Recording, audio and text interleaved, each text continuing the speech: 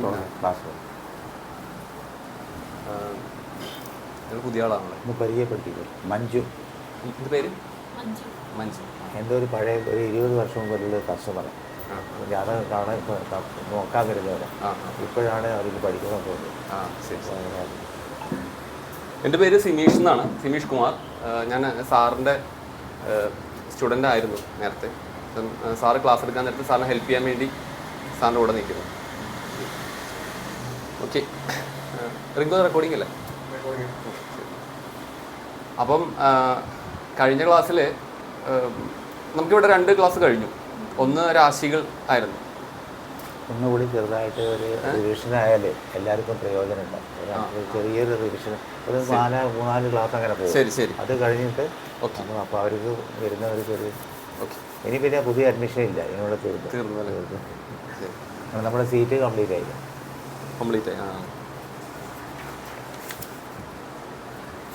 ആർക്കും ബുദ്ധിമുട്ടില്ലല്ലോ? ഒന്ന് just refresh ചെയ്ത് പോണോ? റിഫ്രഷ് ചെയ്ത് പോകുന്നതാണ് എപ്പോഴും നല്ലത്. ഓക്കെ, നമ്മൾ നേരത്തെ ക്ലാസ്സുകളിൽ പറഞ്ഞതാണ്, വീണ്ടും പറയുന്നു. അതായത് നമുക്ക് ചുറ്റുമുള്ള ആകാശമണ്ഡലം, നമ്മളിങ്ങനെ നിന്നാൽ നോക്കുന്ന ആകാശമണ്ഡലം, അതിനെ 12 ഭാഗങ്ങളായിട്ടാണ് നമ്മൾ തിരിക്കുന്നത്. ഓക്കെ, കാരണം ഞാൻ നിൽക്കുന്നു, എനിക്ക് ചുറ്റും 360 ഡിഗ്രി ഉണ്ട്. ആ 360 ഡിഗ്രീനെ 12 ഭാഗങ്ങളായിട്ട് നമ്മൾ തിരിക്കുന്നു. 12 ഭാഗങ്ങളായിട്ട് തിരിക്കുമ്പോൾ 360നെ 12 ഡിവൈഡ് ചെയ്ത് കഴിഞ്ഞാൽ 30 ഡിഗ്രി വീതം കിട്ടും. ആ 30 ഡിഗ്രിയാണ് ഒരു രാശി എന്ന് പറയുന്നത്. നമുക്കറിയാം, മേടം തൊട്ട് മീനം വരെ 12 രാശികളുണ്ട്.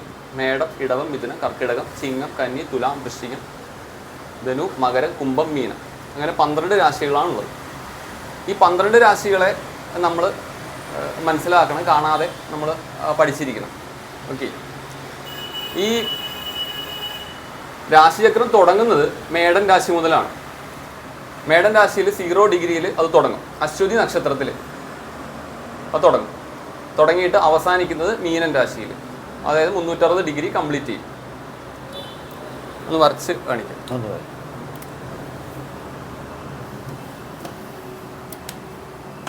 സാറ് പറഞ്ഞു.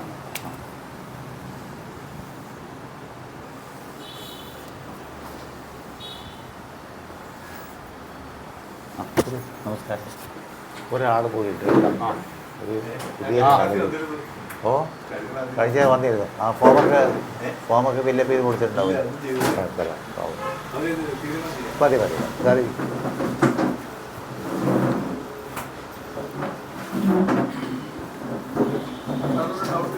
സാർ, നമ്മുടെ രാശികളുണ്ടോ? 12 രാശികൾ. അതെ. നമ്മള് ലാസ്റ്റ് ടൈം കണ്ട പോലെ നക്ഷത്രങ്ങളുണ്ടല്ലോ. അതെ, നക്ഷത്രങ്ങൾ ആ രാശികളിൽ തന്നെ ഫിക്സ് അല്ലേ?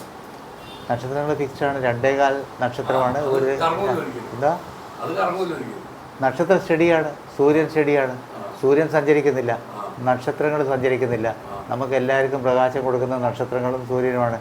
അതുകൊണ്ട് സൂര്യൻ സഞ്ചരിക്കുന്നില്ല എന്നാണ് നമ്മൾ, പക്ഷേ ആൾക്കാർ വിശ്വസിക്കില്ല. നമ്മളെ സംബന്ധിച്ചിടത്തോളം സൂര്യൻ സഞ്ചരിക്കുന്നില്ല, സൂര്യൻ സ്റ്റഡിയായി നിൽക്കുന്നു. രാശി ഭൂമി ചുറ്റുന്നത് കൊണ്ട് ഓരോ രാശിയും സൂര്യന് അഭിമുഖമായി വരുന്നു. ഇപ്പോൾ നമ്മളിപ്പോൾ തുലാമാസമാണ്. തുലാം 1-ാം തീയതി തുലാമാസം സൂര്യൻ്റെ മുമ്പിലേക്ക് വരിക. 30 ദിവസം കഴിഞ്ഞാൽ തുലാമാസം കഴിഞ്ഞു, അടുത്ത വൃശ്ചികത്തിലേക്ക് കടക്കുന്നു. അതിന് നമ്മൾ പറയുന്നത് സംക്രമം അല്ലെങ്കിൽ സംക്രാന്തി എന്ന് പറയും. അപ്പോൾ സൂര്യൻ ഒരു രാശിയിൽ നിന്ന്, അല്ലെങ്കിൽ ഭൂമി ഒരു രാശിയിൽ നിന്ന് അടുത്ത രാശി സൂര്യന് മുമ്പിൽ വരിക. പക്ഷെ നമ്മൾ സാധാരണ ജ്യോതിഷത്തെ മനസ്സിലാക്കാൻ വേണ്ടി നമ്മൾ സൂര്യൻ സഞ്ചരിക്കുന്നതായിട്ടാണ് കാണിക്കുന്നത്. ആക്ച്വലി സൂര്യൻ സഞ്ചരിക്കുന്നില്ല, ഭൂമിയാണ് സഞ്ചരിക്കുന്നത്. അതേമാതിരി എല്ലാ ഗ്രഹങ്ങളും സഞ്ചരിക്കുന്നുണ്ട്. എല്ലാ ഗ്രഹങ്ങളും ഈ സൂര്യനും നക്ഷത്രം കൊണ്ടുവരികയും ബാക്കി എല്ലാ ഗ്രഹങ്ങളും സൂര്യനെ ഇങ്ങനെ പ്രദക്ഷിണം ചെയ്യുന്നത് ഒരു ബെൽറ്റ് മാതിരിയാണ്. മറ്റു കാര്യങ്ങൾ ഡീറ്റെയിൽ ആയിട്ട് പറഞ്ഞു. ഇല്ല, 12 രാശി സൂര്യൻ്റെ മുമ്പിലേക്ക് വരികയാണ്. സൂര്യൻ സഞ്ചരിക്കുന്നില്ല, സൂര്യൻ ഉദിക്കുന്നുമില്ല, അസ്തമിക്കുന്നില്ല. സൂര്യൻ ചെടിയാണ്. ഞാനിങ്ങനെ നിൽക്കുന്ന മാതിരിയാണ് സൂര്യൻ നിൽക്കുന്നത്. സൂര്യൻ്റെ മുമ്പിൽ ഇപ്പോൾ തുലാമാസം 1-ാം തീയതി സൂര്യൻ്റെ മുമ്പിൽ തുലാമാസം വന്നു. 30 ദിവസം തുലാമാസമുണ്ട്. ഇപ്പം 30 ഡിഗ്രിയാണ് ഒരു രാശി. തുലാമാസത്തിന് 2 മണിക്കൂർ, ഒരു രാശിയുടെ ദൈർഘ്യം 2 മണിക്കൂറാണ്. 2 മണിക്കൂർ എന്ന് പറഞ്ഞാൽ 120 മിനിറ്റ്. 60 മിനിറ്റ് ഒരു മണിക്കൂർ, 2 മണിക്കൂർ 120 മിനിറ്റ്. 120 മിനിറ്റിന് 30 ഡിഗ്രി കൊണ്ട് അരിച്ചു കഴിഞ്ഞാൽ നമുക്ക് 4 മിനിറ്റ്. ഒരു ദിവസം ഭൂമി സ്വന്തം അച്ചുകൊണ്ടിരുന്ന് ചുറ്റിയിട്ട് അടുത്ത ഇതിലേക്ക് വരണമെങ്കിൽ 4 മിനിറ്റ് എടുക്കും. 120 ഡിവൈഡഡ് ബൈ 30. അപ്പോൾ 4 മിനിറ്റാണ് സ്വന്തം അച്ചുതണ്ടിൽ ഭൂമി ഒരു പ്രാവശ്യം ചുറ്റാനെടുക്കുന്നത്. അപ്പോൾ ഒരു ദിവസം കഴിഞ്ഞു. തുലാമാസം 2-ാം തീയതി ആകുമ്പോൾ വീണ്ടും 4 മിനിറ്റ് എടുത്തു. അങ്ങനെ 29-ാം തീയതി ആവുന്ന സമയത്ത് വെറും 4 മിനിറ്റ് മാത്രമേ തുലാമാസം ഉണ്ടാവുള്ളൂ. ആ 4 മിനിറ്റ് കഴിഞ്ഞാൽ സൂര്യൻ്റെ മുമ്പിലായിട്ട് വൃശ്ചികൻ രാശിയാണ് വരും. സൂര്യൻ അവിടെ തന്നെ നിൽക്കുകയാണ്. വൃശ്ചിക രാശി വന്നു. വൃശ്ചികം 1-ാം തീയതി 2-ാം തീയതി അങ്ങനെ 30 ദിവസം കഴിഞ്ഞാൽ വൃശ്ചികം കഴിഞ്ഞിട്ട് സംക്രമം ധനുവിലേക്ക് പോകും. അങ്ങനെ ഭൂമിയാണ് ചുറ്റിക്കൊണ്ടിരിക്കുന്നത്. ഭൂമി സ്വന്തം അച്ചുതണ്ടിൽ ചുറ്റാനാണ് 24 മണിക്കൂർ. ഭൂമി ഒരു പ്രാവശ്യം സൂര്യനെ പ്രദക്ഷിണം ചെയ്യാനാണ് 360 ദിവസം എടുക്കുന്നത്. സംശയമെങ്കിൽ പറയും. നക്ഷത്രത്തിൻ്റെ കാര്യം വേറെ. നമ്മൾ ഇപ്പം രാശിയുടെ കാര്യമാണ് പറയണത്. നമ്മൾ നക്ഷത്രം ചോദിക്കും, അത് ആയിട്ടില്ല. നക്ഷത്രം എന്താ? നക്ഷത്രം 27 നക്ഷത്രമാണുള്ളത്. പറയാം.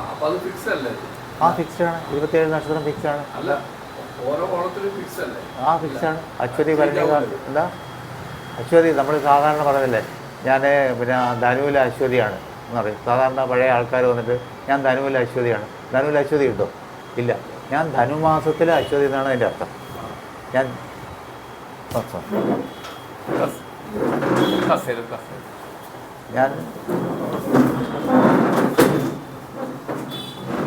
ആ നമ്പറൊന്ന് എഴുതിക്കൊടുക്കും. നമ്മളെല്ലാവരെയും ഗ്രൂപ്പിൽ ചേർക്കും. റേഷൻ നമ്പറൊന്ന് എഴുതിക്കൊടുക്കും. സാധാരണ ആൾക്കാർ പറയണത് ഞാൻ പിന്നെ തുലാത്തിലെ ഭരണിയാണെന്നത്. അപ്പോൾ തുലാത്തിൽ ഭരണി ഉണ്ടോ? ഇല്ല. തുലാമാസത്തിലെ ഭരണി എന്നാണ് പറയുന്നത്. ഷോർട്ട് കട്ടിലാണ് പറയുന്നത്. അപ്പം നമ്മൾ അശ്വതി ഭരണി ഒരു കസേരയും കൂടി ഇങ്ങോട്ട് എടുത്താൽ ഇവിടെ കൊടുത്താൽ മതി.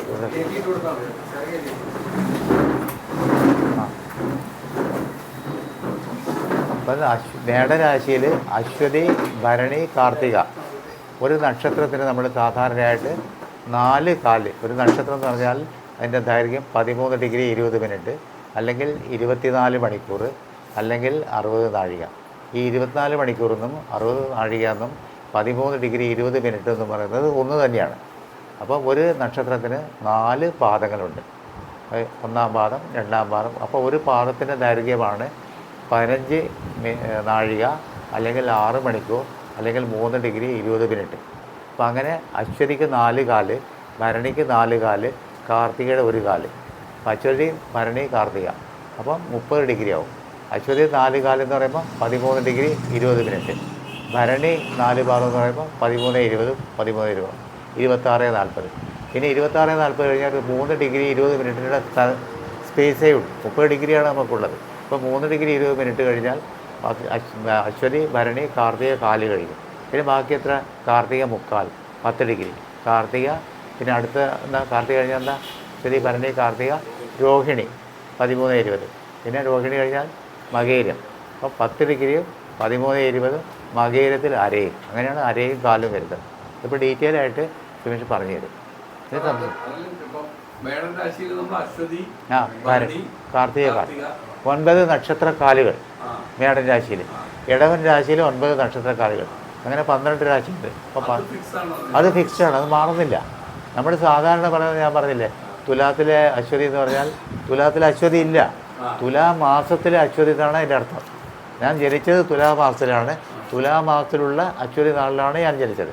അശ്വതി മേടത്തിലേ വരുള്ളൂ, അല്ല തുലാത്തിൽ അശ്വതി വരില്ല. തുലാത്തിൽ വരുന്നത് വേറെ നക്ഷത്രങ്ങളാണ്. അപ്പോൾ നമ്മൾ ഒരു സ്റ്റേജ് പറഞ്ഞു അശ്വതി ഭരണി കാർത്തിക കാല്. പിന്നെ 5-ാമത്തെ രാശികൾക്ക് മകം പൂരം ഉത്രം കാല്. 9-ാമത്തെ രാശികൾക്ക് മൂലം പൂരാടം ഉത്രാടം കാല്. അതാണ് 3 സ്റ്റേജാണ്. ബാക്കിയെല്ലാം ഫ്രാക്ഷനായിട്ട് വരും. അതാണ് ഉള്ളത്.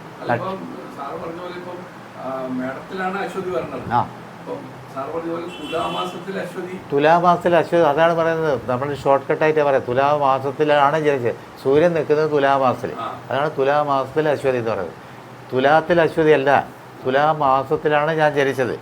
അശ്വതി നാളാണ് എൻ്റെത്. അതാണ് എൻ്റെ അർത്ഥം. ഇപ്പോൾ മനസ്സിലായോ? ആർക്കും മനസ്സിലാവാതുണ്ടോ?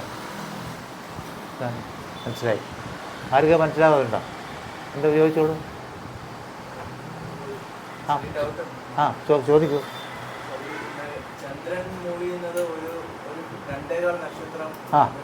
അതെ.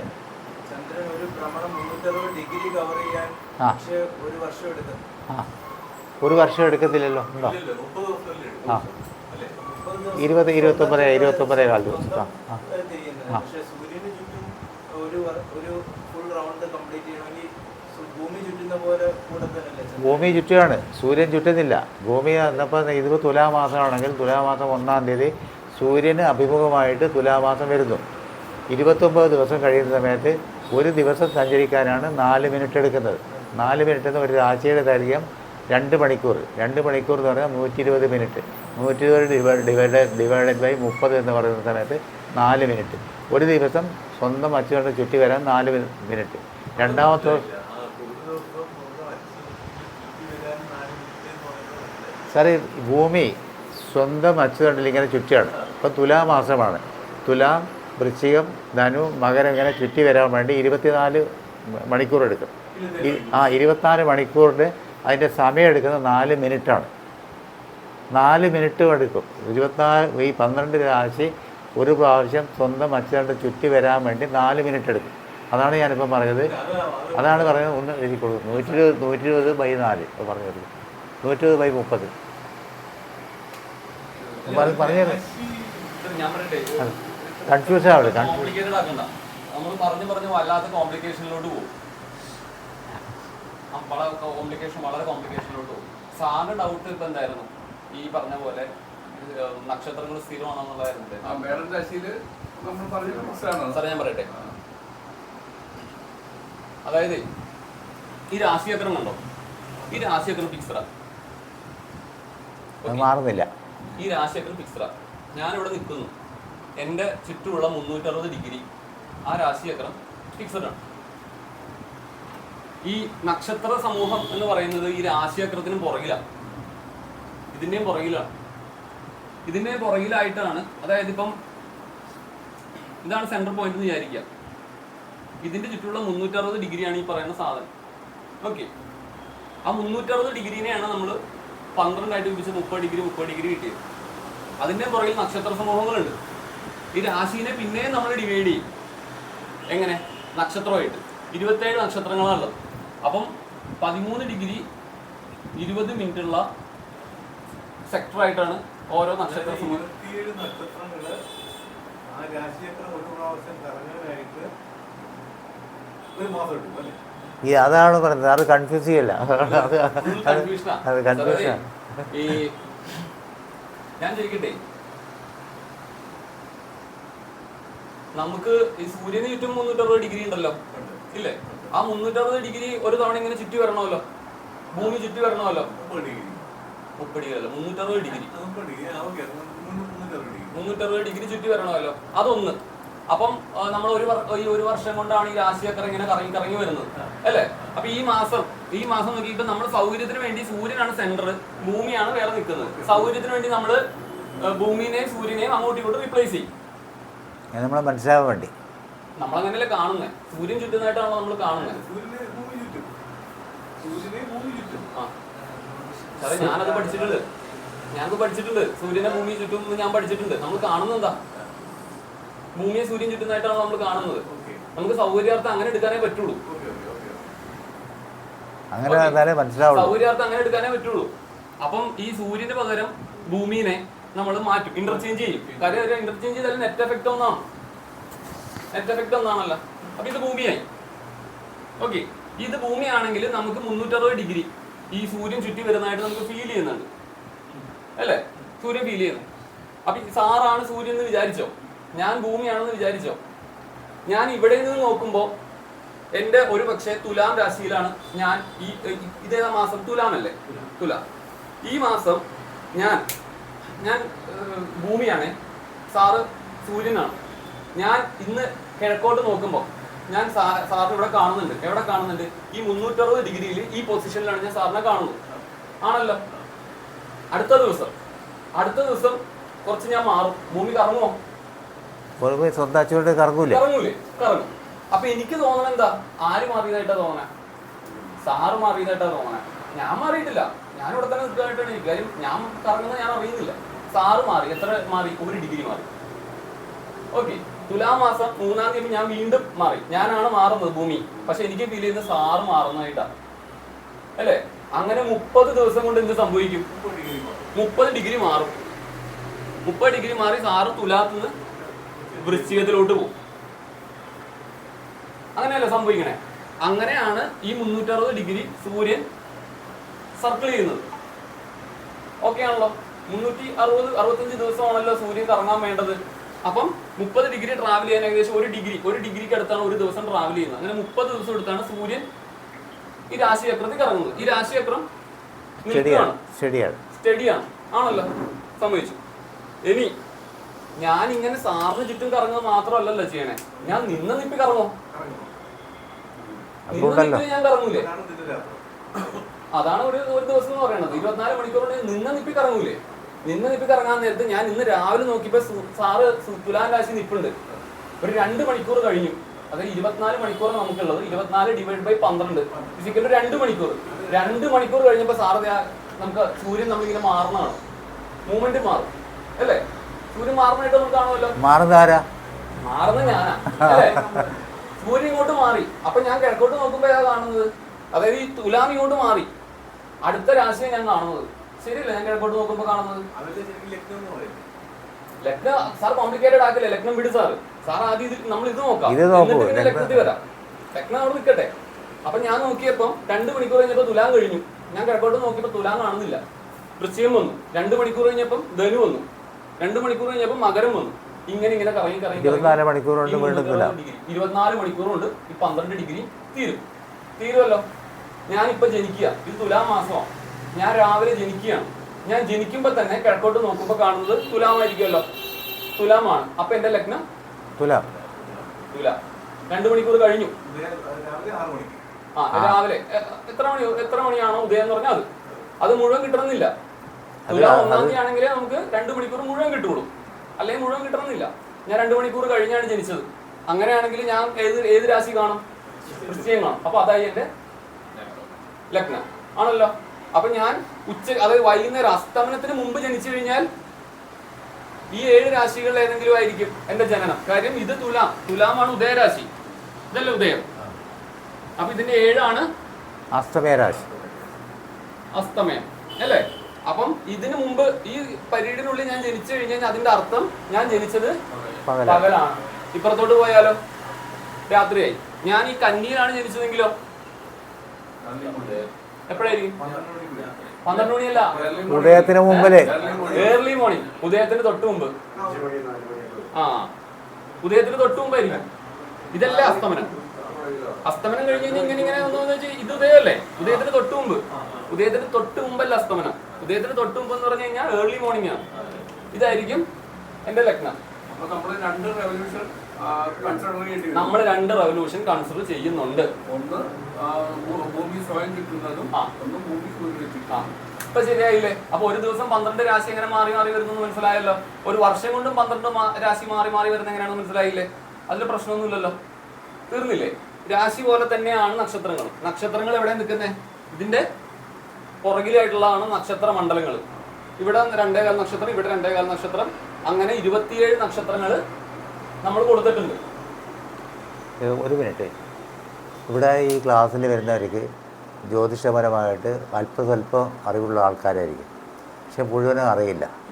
നമ്മളിപ്പോൾ ഈ ക്ലാസ് എടുക്കുന്നത് ജ്യോതിഷം ഒന്നും അറിയാത്ത ഒരാൾക്ക് അവനവനുള്ള നോളജ് അവനവൻ്റെ കയ്യിൽ വെക്കുക, അത് ഇതിനകത്ത് മിക്സ് ചെയ്യാം.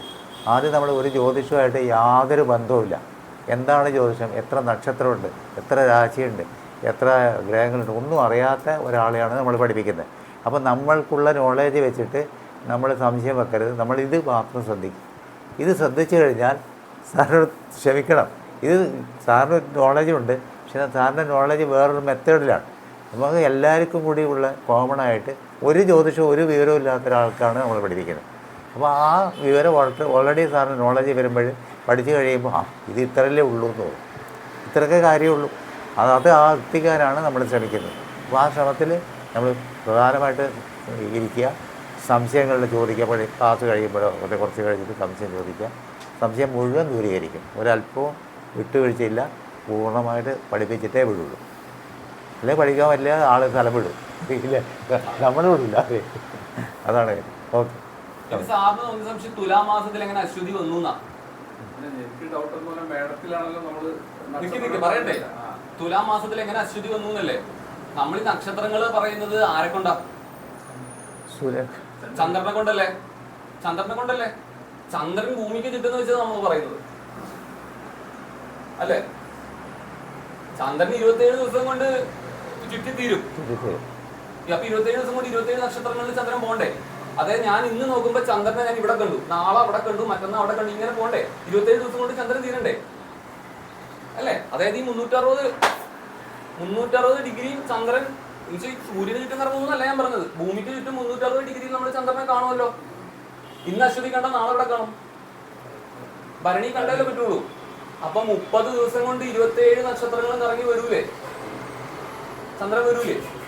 തീർന്നില്ല, പ്രശ്നം തീർന്നില്ലേ? അപ്പൊ എല്ലാ മാസവും നമുക്ക് എല്ലാ നക്ഷത്രങ്ങളെയും കിട്ടും. എല്ലാ നക്ഷത്രം 127 കൃത്യം എന്നല്ല, കാരണം കുറച്ച് നക്ഷത്രങ്ങൾ കയറി വരുമല്ലോ, കിട്ടൂലേ? പ്രശ്നമില്ലല്ലോ. അതിലൊരു ഡൗട്ട് വന്നത് ഈ നക്ഷത്രങ്ങൾ പ്രപഞ്ചത്തിൽ മൊത്തം 360 ഡിഗ്രി ആയിട്ട് സ്പ്രെഡ് ആയിട്ട് കിടക്കുന്നതായിട്ട് നമ്മൾ എടുക്കുന്നത്. അതിൽ ഒരു കാര്യം പറഞ്ഞുതരാം. നമ്മൾ ഈ ലോകം ആകാശത്ത് നോക്കിയാൽ ഒരുപാട് നക്ഷത്രങ്ങളാണ്, ഒരുപാട് നക്ഷത്രം. പക്ഷേ 27 നക്ഷത്ര സമൂഹങ്ങൾ ചില അശ്വതി എന്ന് പറയുന്നത് അശ്വതി ഒരു നാളല്ല, ഒരു നക്ഷത്രമല്ല, ഒരു ഗ്രൂപ്പ് ഓഫ് നക്ഷത്രത്തിനാണ് അശ്വതി എന്ന് പറയുന്നത്. ഇപ്പം കേരളം എന്ന് പറഞ്ഞാൽ ഇത്രയും ആൾക്കാരുണ്ടെങ്കിലും നമ്മൾ പറയുന്നത് കേരളത്തിലെ മുഖ്യമന്ത്രിനെ അറിയുള്ളൂ അല്ലേ?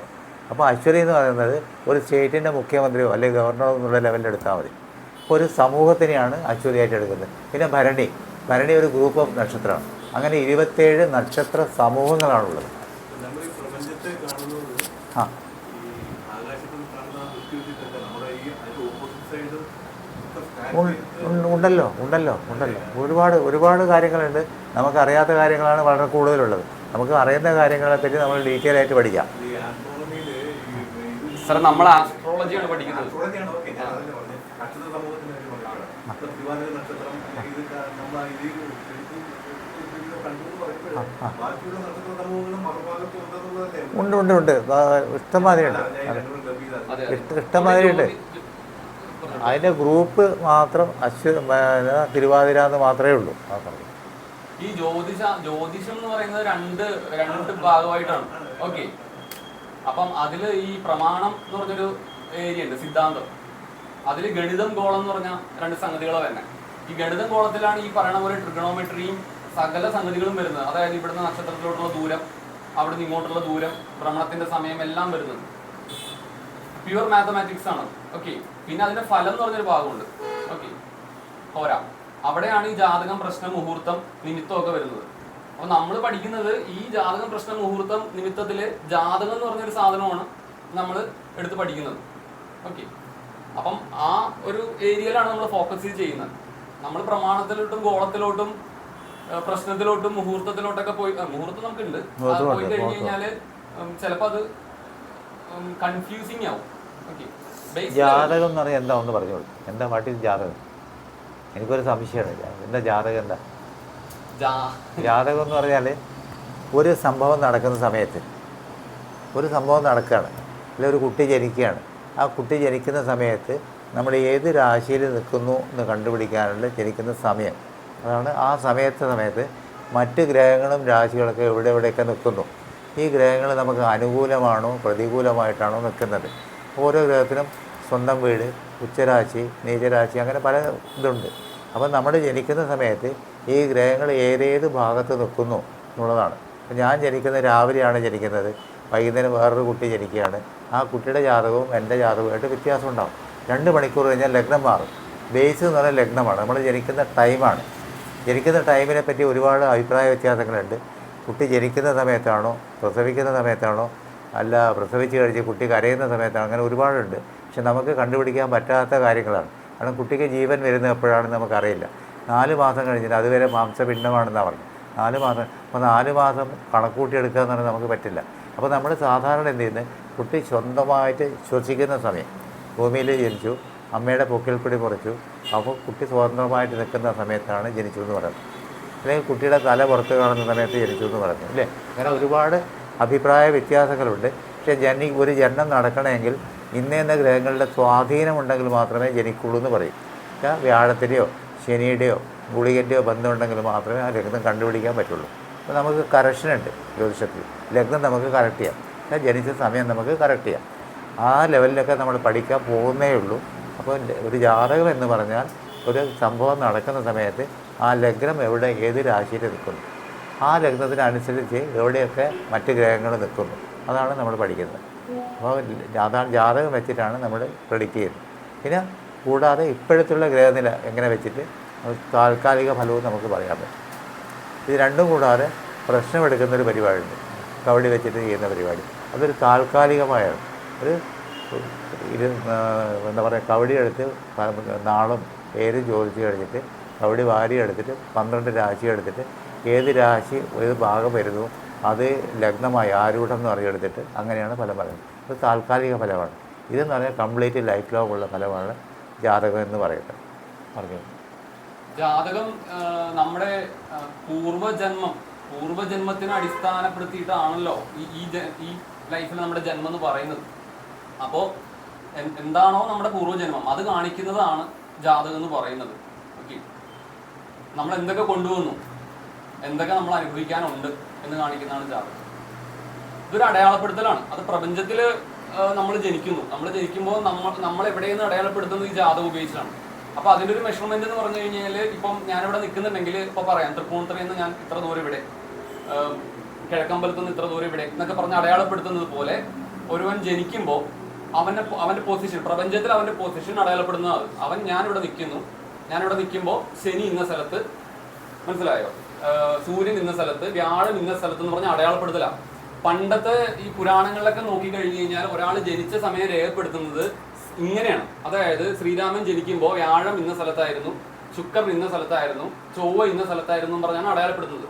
അപ്പോൾ ഒരു നന്നായിട്ട് ഒരു ആസ്ട്രോണമി അറിയാവുന്ന ആൾക്ക് ഈ ജനന സമയം അതിൽ നിന്ന് കാൽക്കുലേറ്റ് ചെയ്യാൻ പറ്റും, ഇപ്പോൾ റിവേഴ്സ് പ്രോസസ്സ് പോലെ. അപ്പോൾ ഒരാൾ അടയാളപ്പെടുത്തുന്നത് ഈ ജാതകം കൊണ്ടാണ് അയാളുടെ ജനനം അടയാളപ്പെടുത്തുന്നത്. അതിനെ ബേസ് ചെയ്തിട്ടാണ് നമ്മുടെ പഠനം ഇവിടെ മുഴുവൻ പോകുന്നത്. ഓക്കെ, ഈ ഏരിയ ക്ലിയർ ആയെന്ന് തോന്നുന്നു. ഇല്ല, സംശയം എന്തെങ്കിലും സംശയം എന്ത് വേണേ ചോദിക്കാം. ഈ പറഞ്ഞിടത്തോളമുള്ള കാര്യത്തിൽ എന്ത് സംശയം ഉണ്ടെങ്കിൽ പറയാം. സംശയമുണ്ടോ ഇവിടെ? ഓക്കെ, നമ്മൾ കഴിഞ്ഞ 2 ക്ലാസ്സുകളിലായിട്ടേ നമ്മൾ കവർ ചെയ്ത ഏരിയ എന്ന് പറയുന്നത് രാശികൾ നമ്മൾ പറഞ്ഞു, നമ്മൾ ഗ്രഹങ്ങളെ കുറിച്ച് പറഞ്ഞു, നക്ഷത്രത്തെ കുറിച്ചും പറഞ്ഞു. നക്ഷത്രം ഇനി വരുന്നുണ്ട്, ഇനി അടുത്ത ഒരു ലെസൺ ആയിട്ട് നക്ഷത്രം വരുന്നുണ്ട്. അപ്പൊ ബേസിക് ആയിട്ടുള്ള രാശികളെ കുറിച്ച് ജസ്റ്റ് നമുക്ക് വരാത്തവർക്ക് വേണ്ടി ജസ്റ്റ് ഒന്ന് സ്പീഡിൽ പറഞ്ഞു പോവാം. ഓക്കെ, രാശികൾ ഞാനിവിടെ എഴുതിയിട്ടുണ്ട്, രാശികളുടെ പേര് എഴുതിയിട്ടുണ്ട്. മേട ഇടവം മുതൽ മീനം വരെ ഓരോന്നും എത്ര ഡിഗ്രിയാന്ന് പറഞ്ഞു, 30 ഡിഗ്രി. അങ്ങനെയാണ് 360 ഡിഗ്രി കംപ്ലീറ്റ് ചെയ്യണമെന്ന് പറഞ്ഞു. ഓരോ രാശിക്കും ഓരോ സിമ്പിൾസ് ഉണ്ട്. അതെന്താന്ന് വെച്ച് കഴിഞ്ഞാൽ മേടത്തിനെ കൊണ്ട്, മേടം തൊട്ട് തുടങ്ങുകയാണെങ്കിൽ ഇത് ആടാണ്, കാള, ഒരു ആണും പെണ്ണും ദമ്പതികൾ. ഇത് കർക്കിടകം എന്ന് പറഞ്ഞാൽ ഞണ്ട്, ഇത് സിംഹം, ഇതൊരു കന്യകയാണ്. ഇവിടെ ഒരു തുലാസാണ്, തുലാസേന്ത്യ പുരുഷനായിട്ടും പറയും. ഇവിടെ ഒരു തേള് വൃശ്ചികത്തില്, ധനുവില് ഒരു കിംപുരുഷൻ, അതായത് പകുതി ഒരു കുതിര, പകുതി ഒരു വില്ലേന്തിയ ഒരു പുരുഷൻ. മകരത്തില് അത് പകുതി മാനും ബാക്കി പകുതി ഒരു മുതല കടിച്ചതുപോലെയാണ്. കുംഭത്തില് ഒരു കുടമേന്തിയ ഒരു പുരുഷനാണ്. മീനത്തില് 2 വാല് കടിക്കുന്ന 2 മത്സ്യങ്ങൾ. ഇതാണ് ഇതിന്റെ അടയാളപ്പെടുത്തലുകൾ. ഓരോ രാശിക്കും ചില തത്വങ്ങളുണ്ട്. അതായത് റാൻഡമായിട്ട് പറഞ്ഞപ്പോൾ നമ്മൾ കഴിഞ്ഞ ക്ലാസ്സിൽ ഡിസ്കസ് ചെയ്തതാണ്. ഇതിന്റെ വീഡിയോ അവൈലബിൾ ആണ്, റെക്കോർഡ് ചെയ്തിട്ട്. ഇത് അഗ്നിയാണ്. ഓക്കെ, അഗ്നിതത്വമാണ്, ഭൂമിയാണ്, വായുവാണ്, ജലമാണ്. ഇതിങ്ങനെ പോകും. അഗ്നി, ഭൂമി, വായു, ജലം. അഗ്നി, ഭൂമി, വായു, ജലം. ഇങ്ങനെയാണ് അത് വേർതിരിക്കുന്നത്.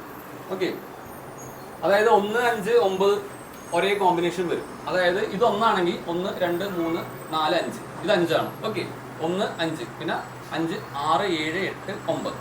1, 5, 9 അഗ്നിയാണ്.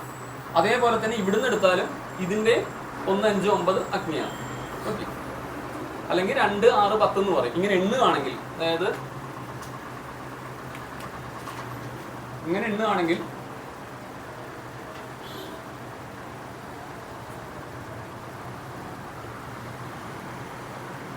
എണ്ണുകയാണെങ്കിൽ 1, 5, 9 ആഗ്നേയ രാശികളാണ്. 2, 6, 10 ഇത് ഭൂരാശികൾ. 3, 7, 11 ഇത് വായുരാശികൾ. 4, 8, 12 ഇത് ജലരാശികളാണ്. രാശികളെ നമ്മൾ ഇത് ധർമ്മം, അർത്ഥം, കാമം, മോക്ഷം എന്നും പറഞ്ഞൊരു വേർതിരിവും കൂടിയുണ്ട്. ഓക്കെ, ധർമ്മ, അർത്ഥ, കാമ, മോക്ഷം. ധർമ്മ, അർത്ഥ, കാമ, മോക്ഷം. ധർമ്മ, അർത്ഥ, കാമ, മോക്ഷം. അതും ഈ പറഞ്ഞ പോലെ തന്നെ. പിന്നെ രാശികൾക്ക് ദിക്കുണ്ട്. ദിക്ക് ഇത് കിഴക്ക്. ഈ 5 ചിങ്ങവും കിഴക്ക്. ഇപ്പൊ ധനുവും കിഴക്കായിരിക്കും. ഇത് തെക്കാണ്. അപ്പൊ ഇതുപോലെ 2, 6, 10 തെക്കായിരിക്കും. ഇത് പടിഞ്ഞാറ്, ഇത് വടക്ക്. അതാണ് രാശികളുടെ ദിക്ക് നമ്മൾ പറഞ്ഞത്.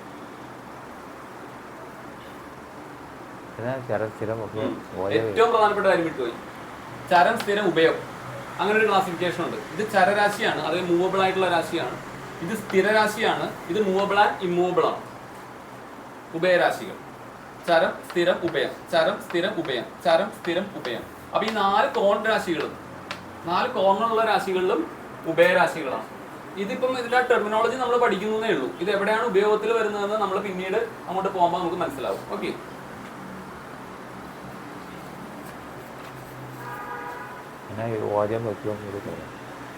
പിന്നെ പുരുഷൻ, സ്ത്രീ എന്നുള്ള വേർതിരിവുണ്ട്. ഓക്കെ, പുരുഷൻ, സ്ത്രീ, പുരുഷൻ, സ്ത്രീ, പുരുഷൻ, സ്ത്രീ, പുരുഷൻ, സ്ത്രീ, പുരുഷൻ, സ്ത്രീ, പുരുഷൻ, സ്ത്രീ. അതായത് ഓജം, യുഗ്മം, അല്ലെങ്കിൽ വിഷമം, സമം, അല്ലെങ്കിൽ ക്രൂരം, സൗമ്യം. ഓക്കെ, അതിങ്ങനെ രണ്ടായിട്ട് വരും. ഇത് ഓജം, ഇത് യുഗ്മം. ഇത് പുരുഷരാശി, ഇത് സ്ത്രീരാശി. ഇത് ക്രൂരരാശി, ഇത് സൗമ്യരാശി. ആ ഓർഡറിൽ തന്നെ എല്ലാം വരും. ആ ഓർഡറിൽ തന്നെ എല്ലാം ഇങ്ങനെ റൊട്ടേറ്റ് ചെയ്ത് പോകും. ഞാനിത് അധികം പറയാത്തത് നമ്മള് കഴിഞ്ഞ ക്ലാസ് എഴുതിയെടുക്കാം. റിപ്പീറ്റ് ചെയ്യുമ്പോൾ ചിലപ്പോൾ ബോറടിക്കുമെന്ന്. ബോറടിച്ചിട്ട് കാര്യമില്ല, അത് ഒന്നുകൂടി സ്ഥിരമാവുകയുള്ളൂ. അല്ലേ? അങ്ങനെ പോകും. പിന്നെ ദോഷം നമ്മൾ പറഞ്ഞു. പിത്തം, വാദം, മിശ്രം, കഫം. ഓക്കെ, പിത്തം, വാദം, മിശ്രം, കഫം. ഇവിടെ അതേപോലെ തന്നെ വരും. പിത്തം, വാദം, മിശ്രം, കഫം. പിത്തം, വാദം, മിശ്രം, കഫം. മിത്രം എന്ന് പറഞ്ഞാൽ പിത്തം, വാദം, മിശ്രം. മിശ്രം ധാതു, മറ്റേ എന്താ പറയാ, പിത്തവും വാദവും കഫവും കൂടി തന്നെയാണ് മിശ്രം എന്ന് പറയുന്നത് കേട്ടോ. ഓക്കെ, ഇത് എല്ലാം കൂടി തന്നെയാണ് ഞാൻ മിശ്രം എന്ന് പറഞ്ഞത്. മിശ്രം എന്ന് പറഞ്ഞത് അതായത് പിത്തവും വാദവും കഫവും. ഓക്കെ, പിത്തം, വാദം, മിശ്രം, കഫം മിക്സ് ചെയ്ത് തന്നെയാണ് മിശ്രം എന്ന് പറഞ്ഞത് കേട്ടോ. അത് മനസ്സിലാവൂല്ലോ. അപ്പൊ അത് അങ്ങനെ ദോഷ നിരൂപണമുണ്ട്. എഴുതിക്കോളൂ, എഴുതിയെടുത്തോളൂ. ഒരു സമയം കൊടുത്തു എഴുതിക്കോളൂ.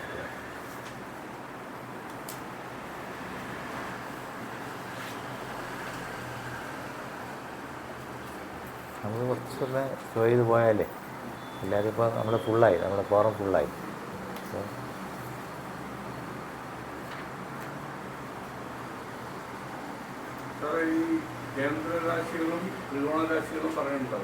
പറയും, അതൊക്കെ വരാൻ പോണേ ഉള്ളൂ.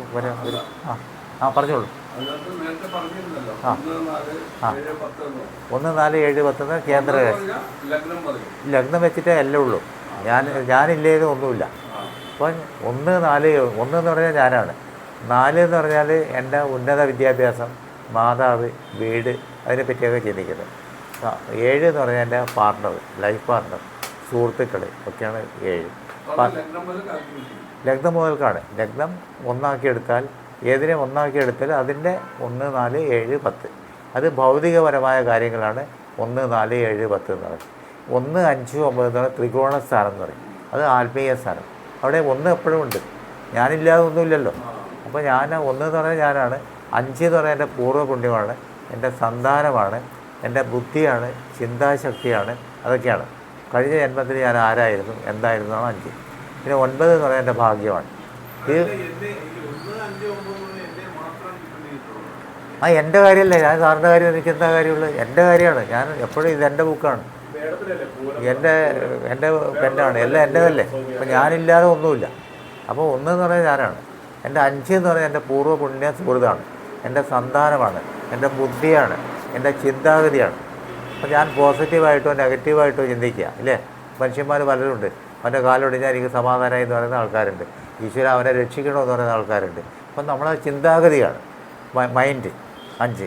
9 എന്ന് പറയുന്നത് നമ്മുടെ ഭാഗ്യമാണ്. ഈ 1ഉം 5ഉം ശരിയാണെന്ന് വിചാരിക്കുക. 9 ഇല്ലേ ഭാഗ്യമില്ലേ അങ്ങ് പോയില്ലേ. പിന്നെ നമുക്ക് അനുഭവയോഗം വേണം.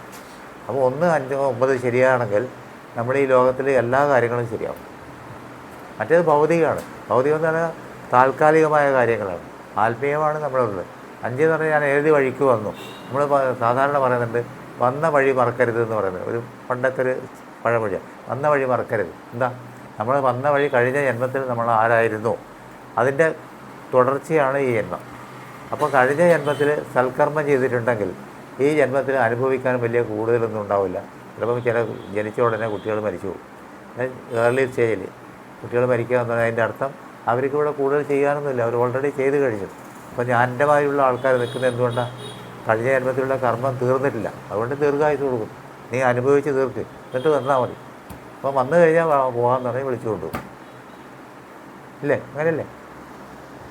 പറഞ്ഞോളൂ.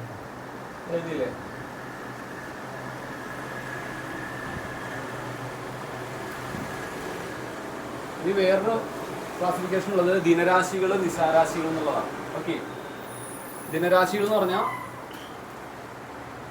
ഇത് ദിനരാശിയാണ്, ഇത് ദിനരാശിയാണ്, ഇത് ദിനരാശിയാണ്, ഇത് ദിനരാശിയാണ്, ഇത് ദിനരാശിയാണ്, ഇത് ദിനരാശിയാണ്.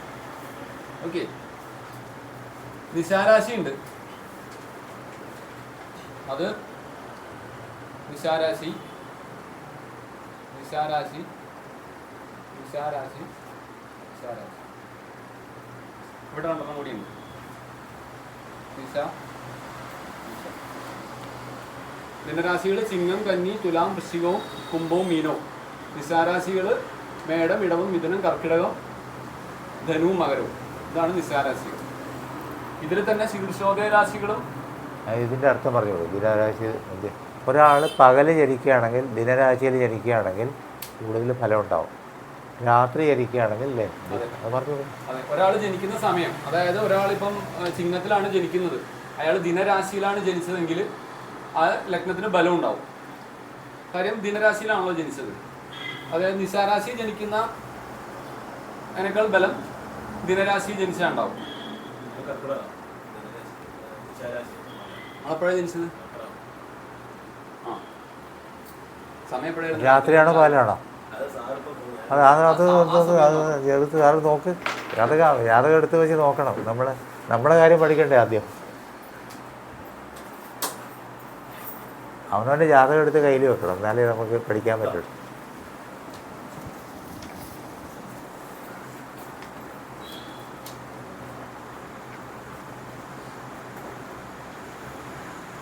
ലഗ്നമാണ് കർക്കിടകത്തില. ഇത് രാത്രിയല്ലേ ജനിച്ചത്? അല്ല, ഇതിവിടെ നോക്കിയിട്ട് പറഞ്ഞു കൊടുക്കുക. ഇത് കർക്കിടക മാസത്തിലാണ് ജനിച്ചിരിക്കുന്നത്. ഇത് ലഗ്നം ഇവിടെ മേടമാണ്. മേടം എന്ന് പറഞ്ഞാൽ ദിനരാശിയല്ലേ. ഇത് ജനിച്ച സമയം ഇതാ, ജനിച്ച സമയം 12:50 AM രാത്രി. 12:50 AM രാത്രിയാണ് ജനിച്ചത്.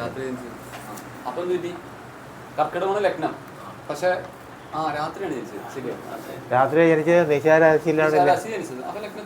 ലഗ്നവും നിശാരാശിയാണ്, മേടത്തിലാണ്. അപ്പോൾ ലഗ്നത്തിന് ബലമുണ്ട്. ഇത് മാർക്ക് ചെയ്ത് വെക്കുന്നത് നല്ലതാണ്, പ്രയോജനം ചെയ്യും. ഈ എഴുതിയ കാര്യങ്ങൾ മാർക്ക് ചെയ്ത് വെക്കുന്നത് നല്ലതാണ്. അല്ല അല്ല, മീനം വരെ ദിനമല്ല, ഇത് രണ്ടും ദിനമാണ്. ഇത് രണ്ടും ദിനം. പിന്നെ ഇവിടം തൊട്ട് ഇവിടം വരെ ദിനമാണ്. ചിങ്ങം, കന്നി, തുലാം, വൃശ്ചികം, പിന്നെ കുംഭം, മീനം, അങ്ങനെ 6 രാശികൾ. അത് നോട്ട് ചെയ്യണം. നോട്ട് ചെയ്താൽ നമുക്ക് പ്രയോജനം. പകല് ജനിച്ചാൽ ദിനരാശിയിൽ പകല് ജനിച്ചാൽ നല്ല ഫലം ഉണ്ടാവും. രാത്രി രാശിയിൽ രാത്രി ജനിക്കുന്നത് നല്ലതാണ്. രണ്ടും എടുക്കാം. രാശിയും വെച്ച് നോക്കാം, ലഗ്നവും വെച്ച് നോക്കാം, മാസവും വെച്ച് നോക്കാം. ഇതെല്ലാം ചെയ്യാം. ഇപ്പോൾ സാധാരണ നമ്മൾ ലഗ്നമാണ് എടുക്കുന്നത്. ഇപ്പോൾ ലഗ്നം അറിയാത്ത ആൾക്കാരുണ്ട്. കാരണം ഞാൻ രാവിലെയോ ഉച്ചക്കോ ജനിച്ചത് എനിക്ക് അറിയില്ല എന്ന് പറയുന്ന ആൾക്കാരുണ്ട്. അത് നമ്മൾ ചന്ദ്രൻ എടുക്കാം. ചന്ദ്രൻ 24 മണിക്കൂർ നിൽക്കുമല്ലോ, അപ്പോൾ ചന്ദ്രൻ എടുക്കാം. അല്ലെങ്കിൽ ഒന്നും അറിയാത്തവരാണ് മാസം എടുക്കുക. ഏത് മാസത്തിലെങ്കിലും ഓർമ്മയുണ്ടാവും, മാസം എടുക്കാം. അത് നമ്മളുടെ ഒരാൾ വന്നു കഴിഞ്ഞാൽ അദ്ദേഹത്തിനെ സമാധാനിപ്പിച്ച് വിടാനാണ് നമ്മുടെ ജോലി. അദ്ദേഹം ഒരു കെട്ടും കൂടി തലയിൽ വെച്ച് ഒഴിവാക്കാനുള്ള കഴിയില്ല. അപ്പോൾ നമ്മൾ ലഗ്നം കിട്ടുന്നതാണെങ്കിൽ ലഗ്നം എടുക്കാം, ലഗ്നം കിട്ടുന്നില്ലെങ്കിൽ ചന്ദ്രൻ എടുക്കാം. ചന്ദ്രൻ കിട്ടുന്നില്ലെങ്കിൽ നമുക്ക് മാസം എടുക്കാം. ഇന്ന മാസത്തിലാണെങ്കിൽ അറിയാൻ പറ്റുമല്ലോ, അത് വെച്ചിട്ട് നമുക്ക് ഫലം വരണമെന്നൊന്നുമില്ല. എവിടെയൊന്നും ഒന്നും പറയാൻ പറ്റില്ല. അത് ജാതകം ഗണിക്കണം, നമ്മൾ ഘടന പഠിക്കും. ജാതകം how to prepare an horoscope നമ്മൾ പഠിക്കും. ഇത് പഠിച്ചാലേ അത് പഠിക്കാൻ പറ്റുള്ളൂ, അല്ലെങ്കിൽ പഠിക്കാൻ പറ്റില്ല.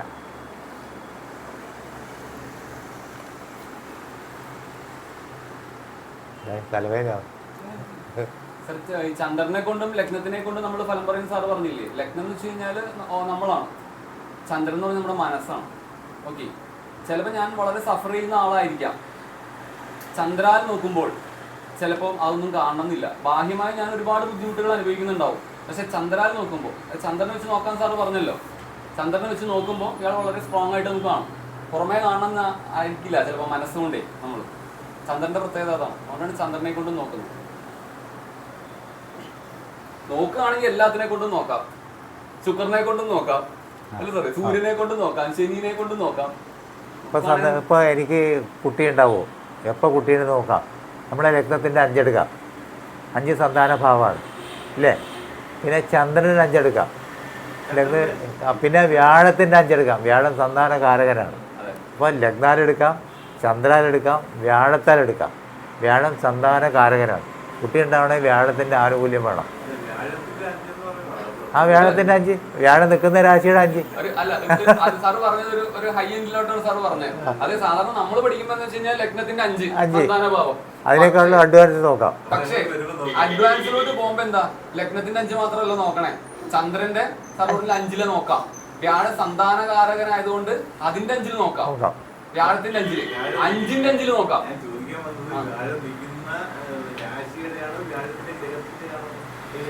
സാറേ, ഇതെന്താ കാര്യം വെച്ചാൽ ഒരാളുടെ ജാതകം നമ്മൾ കണ്ടു, ലഗ്നത്തിൻ്റെ 5 നോക്കുന്നവർക്ക് സന്താന യോഗമില്ല. എടോ, തനിക്ക് സന്താന യോഗമില്ല എന്ന് പറഞ്ഞു വിടാൻ പറ്റില്ല. അപ്പോൾ നമ്മൾ എന്ത് ചെയ്യും? ചന്ദ്രൻ എടുത്ത് നോക്കും, ചന്ദ്രൻ്റെ 5 നോക്കും. ചന്ദ്രൻ്റെ 5ലും വലിയ ഗുണമൊന്നുമില്ല. അപ്പോൾ നമ്മൾ എന്ത് ചെയ്യും? വ്യാഴം നോക്കും. വ്യാഴത്തിൻ്റെ 5 അനുകൂല ഗ്രഹമാണ്, സന്താനം ഉണ്ടാവാൻ യോഗമുണ്ട്. ഇന്ന സമയമാകുമ്പോൾ നിങ്ങൾക്ക് സന്താനം ഉണ്ടാവുമെന്ന് പറയും, കറക്റ്റായിരിക്കും. നമ്മൾ ഒരാളെ പറഞ്ഞ് ഒഴിവാക്കുന്നതല്ല ഉണ്ട്, നമ്മൾ ഒരാൾക്ക് സമാധാനം കൊടുത്ത് ആൾക്ക് കള്ളം പറയാനല്ല, സത്യം പറഞ്ഞിട്ട് ആളെ രക്ഷിക്കാനാണ് നോക്കുന്നത്. നമ്മളെന്ന് പറഞ്ഞാൽ നമ്മളിപ്പോൾ ഇറങ്ങി ഇങ്ങോട്ട് വാന്ന് പറഞ്ഞത്, നമ്മളെ കാണാൻ ഒരാൾ വരിക, ആ വരുന്ന ആളുടെ സമാധാനമാണ് നമ്മൾ കൊടുക്കുന്നത്. സമാധാനം കള്ളം പറഞ്ഞില്ല, യാഥാർത്ഥ്യം നോക്കിയിട്ട് ഡെപ്തിലേക്ക് നോക്കിയിട്ട് പറഞ്ഞു കൊടുക്കും. ഇല്ലേ? പ്രശ്നങ്ങളിലാണല്ലോ ആളുകൾ ഈ ജ്യോതിഷം നോക്കാൻ വരുന്നത്. അവരെ നമ്മൾ ഒരിക്കലും കൂടുതൽ പ്രശ്നത്തിലാക്കി വിടരുത്. നമ്മുടെ മുമ്പിൽ വരുന്ന ഒരാള് ഈ നോക്കിക്കഴിഞ്ഞ് എഴുന്നേറ്റ് പോകുമ്പോൾ സമാധാനത്തോടു കൂടി വേണം പോകാൻ, അല്ലാതെ സന്താപത്തിൽ പോകരുത്. അതാണ് സാറ് പറഞ്ഞത്. അത് ഇത്രയേ ഉള്ളൂ. നമ്മൾ സാധാരണയായിട്ട് ഒരു ഡോക്ടറെ അടുത്ത് പോകണമെങ്കിൽ എന്തെങ്കിലും അസുഖം ഉണ്ടാവില്ലേ? ഡോക്ടർ സുഖമാണെന്ന് ചോദിക്കാൻ വേണ്ടി ആരും പോകില്ല. ഒരു ജ്യോത്സ്യൻ്റെ അടുത്ത് ഒരാൾ വരികയാണെങ്കിൽ എന്തെങ്കിലും ഒരു പ്രോബ്ലം ഉണ്ടാവും. പ്രോബ്ലം ഉള്ള ആളെ ജ്യോത്സ്യൻ്റെ അടുത്ത് വരുള്ളൂ. അപ്പോൾ നമ്മൾ ഈ ആൾക്കാരുടെ പ്രോബ്ലത്തിന് സൊല്യൂഷനാണ് വേണ്ടിയിട്ടാണ് അവർ വരുന്നത്. അപ്പോൾ എവിടെ ഇവർക്ക് സൊല്യൂഷൻ കൊടുക്കാൻ പറ്റുമെന്നാണ് നമ്മൾ നോക്കുന്നത്. അല്ലെങ്കിൽ ഇവർക്കൊരു പ്രശ്നം ഉണ്ടാക്കിയിട്ട് ഒരു 50,000 രൂപ ഒരു പൂജ നടത്തിയാൽ നിങ്ങളുടെ പ്രശ്നം തീരുമെന്ന് പറഞ്ഞു കൊടുത്താൽ 50 വയസ്സ് ഗതിയില്ലാത്ത ആളെ എങ്ങനെ നടന്നു വന്ന ആളാണ് 50,000 രൂപ പൂജ പറ്റുമോ? അപ്പോൾ നമ്മൾ ആ വരുന്ന ആൾക്ക് സമാധാനവും സ്വസ്ഥതയും കൊടുക്കുക. ഒന്നും വേണ്ട, പൂർണ്ണത്തിൽ വെച്ചിട്ട് 5 വ്യാഴാഴ്ച പോയി തൊഴുതിട്ട് പോവാം. അതിന് പൈസ ഒന്നും വേണ്ടല്ലോ. അപ്പോൾ അവിടെ നേരെ പോയി കയറണം. അങ്ങനെ ചെയ്താണ് ചെയ്യുന്ന വേപ്പു. അപ്പോൾ അവസാനം ഇയാൾ ഇറങ്ങിപ്പോകുന്ന സമയത്ത് ഈശ്വര ഇവിടെ വന്ന ഒരു സമാധാനമായി, പക്ഷേ മനസ്സിൽ പോസിറ്റീവ് എനർജി കിട്ടി. അതാണ് നമ്മൾ കയറുന്നത്. പിന്നെ വേറെ ഒരു കാര്യം കൂടി പറഞ്ഞുതരാം. ഈ ജ്യോതിഷം ചെയ്യുന്ന ദൈവാധീനം കൊണ്ട് കിട്ടുന്നൊരു ജോലിയാണ്. ഇതൊരു പൈസ ഉണ്ടാക്കാനുള്ള ഒരു കമേഴ്ഷ്യൽ ബിസിനസ് അല്ല. അത് ആദ്യമായിട്ട് മനസ്സിലാക്കുക. പൈസ ഉണ്ടാക്കാൻ വേണ്ടി ജ്യോതിഷം ആരും പഠിക്കരുത്. മറ്റുള്ളവർക്ക് സേവനം ചെയ്യുക, സമാധാനം കൊടുക്കുക, ഒരാൾക്ക് രക്ഷിക്കുക, അതിനു വേണ്ടിയാണ് ജീവിതത്തിൽ. നമുക്ക് ജീവിക്കേണ്ട കാര്യം ദൈവം തരും. നന്നായി ജീവിച്ചാൽ ദൈവം നമ്മളെ നോക്കിക്കോളും. നമ്മൾ അതിനു വേണ്ടി മെനക്കെടണം. അല്ലേ? അതെ, അതുകൂടി അത് പറഞ്ഞു ആദ്യം പറയണ്ടല്ലോ, അത് ആദ്യം പറയേണ്ട കാര്യം. ആദ്യം പറയാം. ചില ഒന്നെങ്കിലും നമ്മൾ മറ്റുള്ളവർക്ക് സഹായിക്കാൻ വേണ്ടി ഉപയോഗിക്കുക, അല്ലെങ്കിൽ അവനവൻ നന്നാവാൻ വേണ്ടി ഉപയോഗിക്കുക. അതന്നെ. സാർ മറ്റുള്ളവരെ സഹായിക്കുന്നു, ഞാൻ സ്വയം നന്നാവാൻ ശ്രമിക്കുന്നു.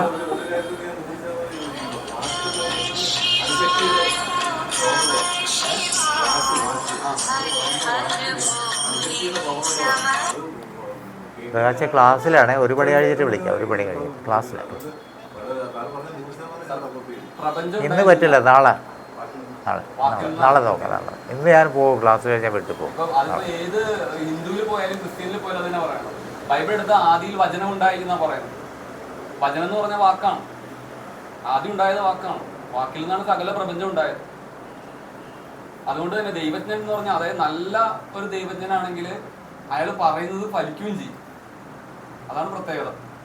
നല്ല ദൈവജ്ഞനായിരിക്കും, അയാൾ പറയുന്നത് ഫലിക്കുകയും ചെയ്യും. അപ്പൊ നമുക്ക് ഒരാളുടെ വിധിയെ തിരുത്താൻ പറ്റും. മറ്റൊരാളുടെ കർമ്മത്തിൽ ഇടപെടുക എന്നുള്ളതാണ് ഇത് നമ്മൾ ചെയ്യുന്നത്. മറ്റൊരാളുടെ കർമ്മത്തിൽ ഇടപെടുക. അപ്പൊ നമ്മുടെ ഇന്റൻഷൻ എന്താണെന്നുള്ളതാണ്.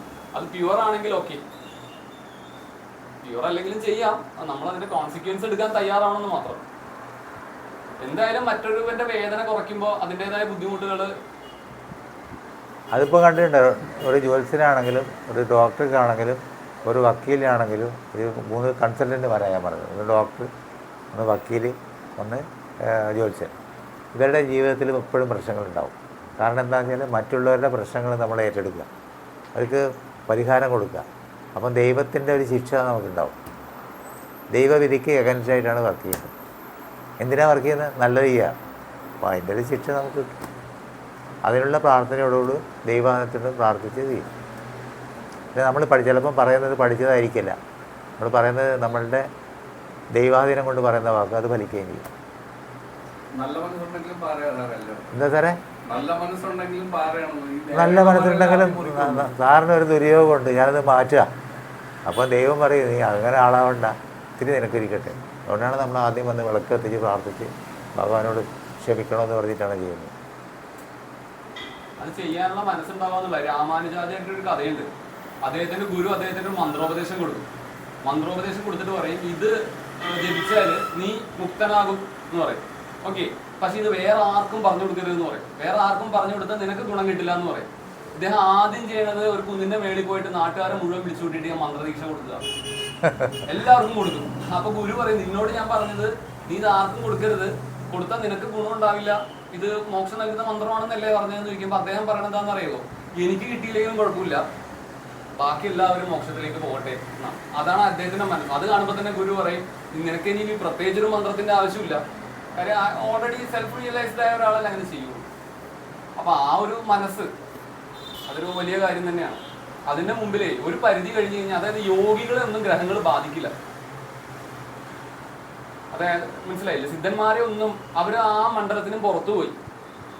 അപ്പൊ അവരെ ഒന്നും പിന്നെ ഗ്രഹങ്ങള് ഇൻഫ്ലുവൻസ് ചെയ്യാൻ, ഒരു ഗ്രഹത്തിന് ഇൻഫ്ലുവൻസ് ചെയ്യാൻ പറ്റില്ല സിദ്ധന്മാരെ. ഈ ജ്യോതിഷം കൈകാര്യം ചെയ്യുന്ന ആൾക്കാരുണ്ടല്ലോ, ഒരു ഗ്രഹവും അവരെ ഉപദ്രവിക്കില്ല. കാരണം നമ്മുടെ തൊഴിൽ ഇതല്ലേ, ഇതല്ലേ ചെയ്യുന്നത് എല്ലാ ദിവസവും. കുടുംബമാണ്. അങ്ങനെ ചെയ്യണം, ആത്മാർത്ഥമായി ചെയ്യണം. രാശികൾ പിന്നെ ശീർഷോദയ രാശികളും പൃഷ്ഠോദയ രാശികളുമായിട്ട് പറയാറുണ്ട്. ഈ ദിനരാശികളില് ഇത് ശീർഷോദയ രാശിയാണ്, ഇത് ശീർഷോദയ രാശിയാണ്, ഇതും ശീർഷോദയമാണ്, ഇതും ശീർഷോദയമാണ്, ഇതും ശീർഷോദയമാണ്. ഇത് മീനൻ രാശി ശീർഷോദയമല്ല. ശീർഷോദയം എന്ന് പറഞ്ഞു കഴിഞ്ഞാൽ തല കൊണ്ട് ഉദിക്കുന്ന രാശികൾ എന്നാണ് അർത്ഥം. അത് രാശികളുടെ ഫ്രണ്ട് സൈഡായിരിക്കും ഈ ഭാഗത്ത് വരുന്നത്, ഉദിക്കുന്നത്. ഓക്കെ, നമ്മൾ കാണുമ്പോൾ ഇത് ഉഭയോദയമാണ്. കാര്യം മീനം 2 മീനുകളാണ്, വാലും തലയും, അത് പരസ്പരം വാല് കടിക്കുന്ന മത്സ്യങ്ങളായതുകൊണ്ട് ഇത് ഉഭയോദയമായിരിക്കും. ഓക്കെ, പിന്നെ പൃഷ്ഠോദയ രാശികൾ, ഈ നിശാരാശികൾ, ഇതും ശീർഷോദയ രാശിയാണ്, മിഥുനമാണ്. ബാക്കിയെല്ലാം പൃഷ്ഠോദയ രാശികളാണ്, അതായത് വാലുകൊണ്ട് പിൻഭാഗം കൊണ്ട് ഉദിക്കുന്ന രാശികളാണ് ബാക്കിയെല്ലാം. ഇത് ദശാകാലത്തിന്റെ എഫക്റ്റിലേക്കാണ് നമ്മൾ കൂടുതൽ വരുന്നത്. ഇപ്പോൾ വരുന്നില്ല, പിന്നെ നമുക്ക് നോക്കാം. പിന്നെ ഏറ്റവും പ്രധാനപ്പെട്ട കാര്യം, ഈ രാശികളെ ഓരോരുത്തർക്കായിട്ട് വിഭജിച്ച് കൊടുത്തിട്ടുണ്ട്. ഈ ചിങ്ങം എന്ന് പറയുന്നത് സൂര്യന്റെ രാശിയാണ്. ഓക്കെ, കർക്കിടകം എന്ന് പറയുന്നത് ചന്ദ്രന്റെ. ഇതിനെ രാജാവും രാജ്ഞിയുമായിട്ട് എടുക്കുക. അങ്ങനെയാണെങ്കിൽ സൂര്യൻ ആദ്യത്തെ രാശി ആർക്ക് കൊടുത്തു? ബുധന് കൊടുത്തു, പ്രിൻസായ ബുധന് കൊടുത്തു. ചന്ദ്രനോ? ചന്ദ്രനും കൊടുത്തു, പ്രിൻസായ രാജകുമാരനായ ബുധന് കൊടുത്തു. സൂര്യൻ അടുത്ത രാശി ആർക്ക് കൊടുത്തു? ശുക്രന് കൊടുത്തു. അപ്പോ ചന്ദ്രനും ശുക്രന് കൊടുത്തു. സൂര്യൻ ചൊവ്വയ്ക്ക് കൊടുത്തു, ചൊവ്വേനെ കുജൻ എന്നാണ് നമ്മൾ എഴുതുന്നത്. ചന്ദ്രന് കുജന് കൊടുത്തു. സൂര്യൻ വ്യാഴത്തിന് കൊടുത്തു, വ്യാഴത്തിന് ഗുരു എന്നാണ് പറയുന്നത്, ഇവിടെയും ഗുരു. ഏറ്റവും അവസാനം ആർക്ക് കൊടുത്തു? ശനി, മന്ദൻ എന്ന് പറയും, ശനിക്കും കൊടുത്തു. ഇങ്ങനെ അപ്പം സൂര്യനും ചന്ദ്രനും ഒഴിച്ച് ബാക്കി എല്ലാ ഗ്രഹങ്ങൾക്കും 2 രാശികളുടെ ആധിപത്യമുണ്ട്. ഓക്കെ, 2 രാശികളുടെ ആധിപത്യമുണ്ട്. ഈ 2 രാശികളുടെ ആധിപത്യം പറഞ്ഞോ കുഴപ്പമില്ല.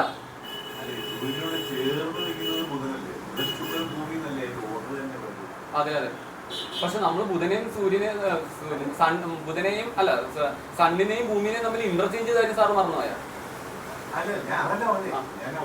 ഓർഡർ കറക്റ്റ് ആണ്, ഓർഡർ സാറ് പറഞ്ഞ കറക്റ്റ് ആണ് ഓർഡർ പറഞ്ഞത്. അങ്ങനെ നോക്കിയാലും മതി. സൂര്യൻ ബുധൻ അങ്ങനെ എടുത്തോ. അതിനുശേഷമാണ് ശുക്രൻ, അതിനുശേഷം കുജൻ, അതിനുശേഷമാണ് ഗുരു, ഏറ്റവും അവസാനമാണ് ശനി. അങ്ങനെ എടുത്താലും കറക്റ്റ് ആണ്.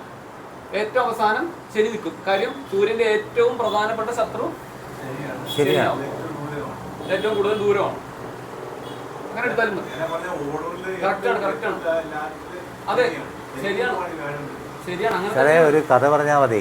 സൂര്യൻ്റെ ശത്രുവാണ് ശനി. അപ്പോൾ ശനീനെ ഏറ്റവും ദൂരത്ത് കൊണ്ട് നിർത്തി. പിന്നെ സൂര്യൻ്റെ തൊട്ടടുത്ത് യുവരാജാവിനെ നിർത്തി, മകനെ നിർത്തി. ചന്ദ്രൻ്റെയും സൂര്യൻ്റെ അടുത്ത് മകനെ നിർത്തി. ഈ മകനെ കടന്ന ശേഷമേ ശത്രുവിനെ കൊണ്ട് വരാൻ പാടുള്ളൂ. അപ്പോൾ ഈ ശനിയുടെ അടുത്ത് വ്യാഴത്തിനെ നിർത്തി. ശനി ഇങ്ങോട്ട് കടന്നു വരികയാണെങ്കിൽ വ്യാഴം പറഞ്ഞു കൊടുക്കും, വേണ്ടാത്ത പണിക്കൊന്നും പോകണ്ട, ടേക്ക് കെയർ.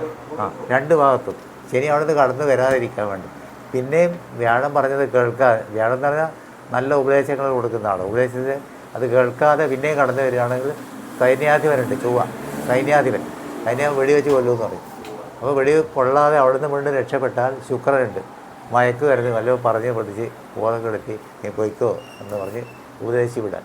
അവിടെ നിന്ന് കടന്നു കഴിഞ്ഞാൽ പിന്നെ യുവരാജാവിനെയും കടന്നിട്ട് മാത്രമേ ഇങ്ങോട്ട് സൂര്യൻ്റെ അടുത്ത് വരാൻ പറ്റൂ. അപ്പോൾ വരില്ല. അപ്പോൾ സൂര്യനും ശനിയും ഒരു ജാതകത്തിൽ നിൽക്കുകയാണെങ്കിൽ നല്ലതാണോ ചീത്തയാണോ? സൂര്യനും ശനിയും ഒരു ജാതകത്തിൽ നിൽക്കുകയാണെങ്കിൽ നല്ലതാണോ ചീത്തയാണോ? ചീത്തയായിരിക്കും. കാരണം സൂര്യൻ നിൽക്കുന്നത് ശത്രുവിൻ്റെ കൂടെയാണ്, ശനി നിൽക്കുന്നത് ശത്രുവിൻ്റെ കൂടെയാണ്. ഗുണം ചെയ്യുമോ? ഇല്ല. അങ്ങനെ വരും. സൂര്യനും ശനിയും ഒരു രാശിയിൽ നിൽക്കുന്ന അവസ്ഥ ഉണ്ടാവും ചില ജാതകം കണ്ടാൽ അറിയാം. അവിടത്തേക്കൊന്നും നമ്മൾ എത്തിയിട്ടില്ല, എത്താൻ വേണ്ടി പോണേ ഉള്ളൂ. നമ്മൾ കഴിഞ്ഞ ക്ലാസ്സിൽ എടുത്തപ്പോഴേ നമ്മൾ ഗ്രഹങ്ങളുടെ കാരകത്വം പറഞ്ഞു പോയായിരുന്നു. അതില് സൂര്യനെ നമ്മൾ എന്തിനുണ്ടാ പറഞ്ഞത്? ഓർമ്മയുണ്ടോ ആർക്കെങ്കിലും? സൂര്യനെ പറഞ്ഞ ആത്മാവെന്ന് പറഞ്ഞ ആത്മകാരകൻ. എഴുതിക്കോട്ടെ സാർ. സൂര്യൻ നമ്മൾ എന്തുകൊണ്ടാ പറഞ്ഞത്? ആത്മാവാണ് പറഞ്ഞത് അല്ലേ? ആത്മകാരകൻ. പറയട്ടെ. അല്ല, ഇത് ആത്മാവല്ലേ? ചന്ദ്രൻ നമ്മൾ എന്താന്ന് പറഞ്ഞ ഓർമ്മയുണ്ടോ? മനസ്സല്ലേ പറഞ്ഞത്? എഴുതിക്കോളൂ. അത് തന്നെ. കുജനാ?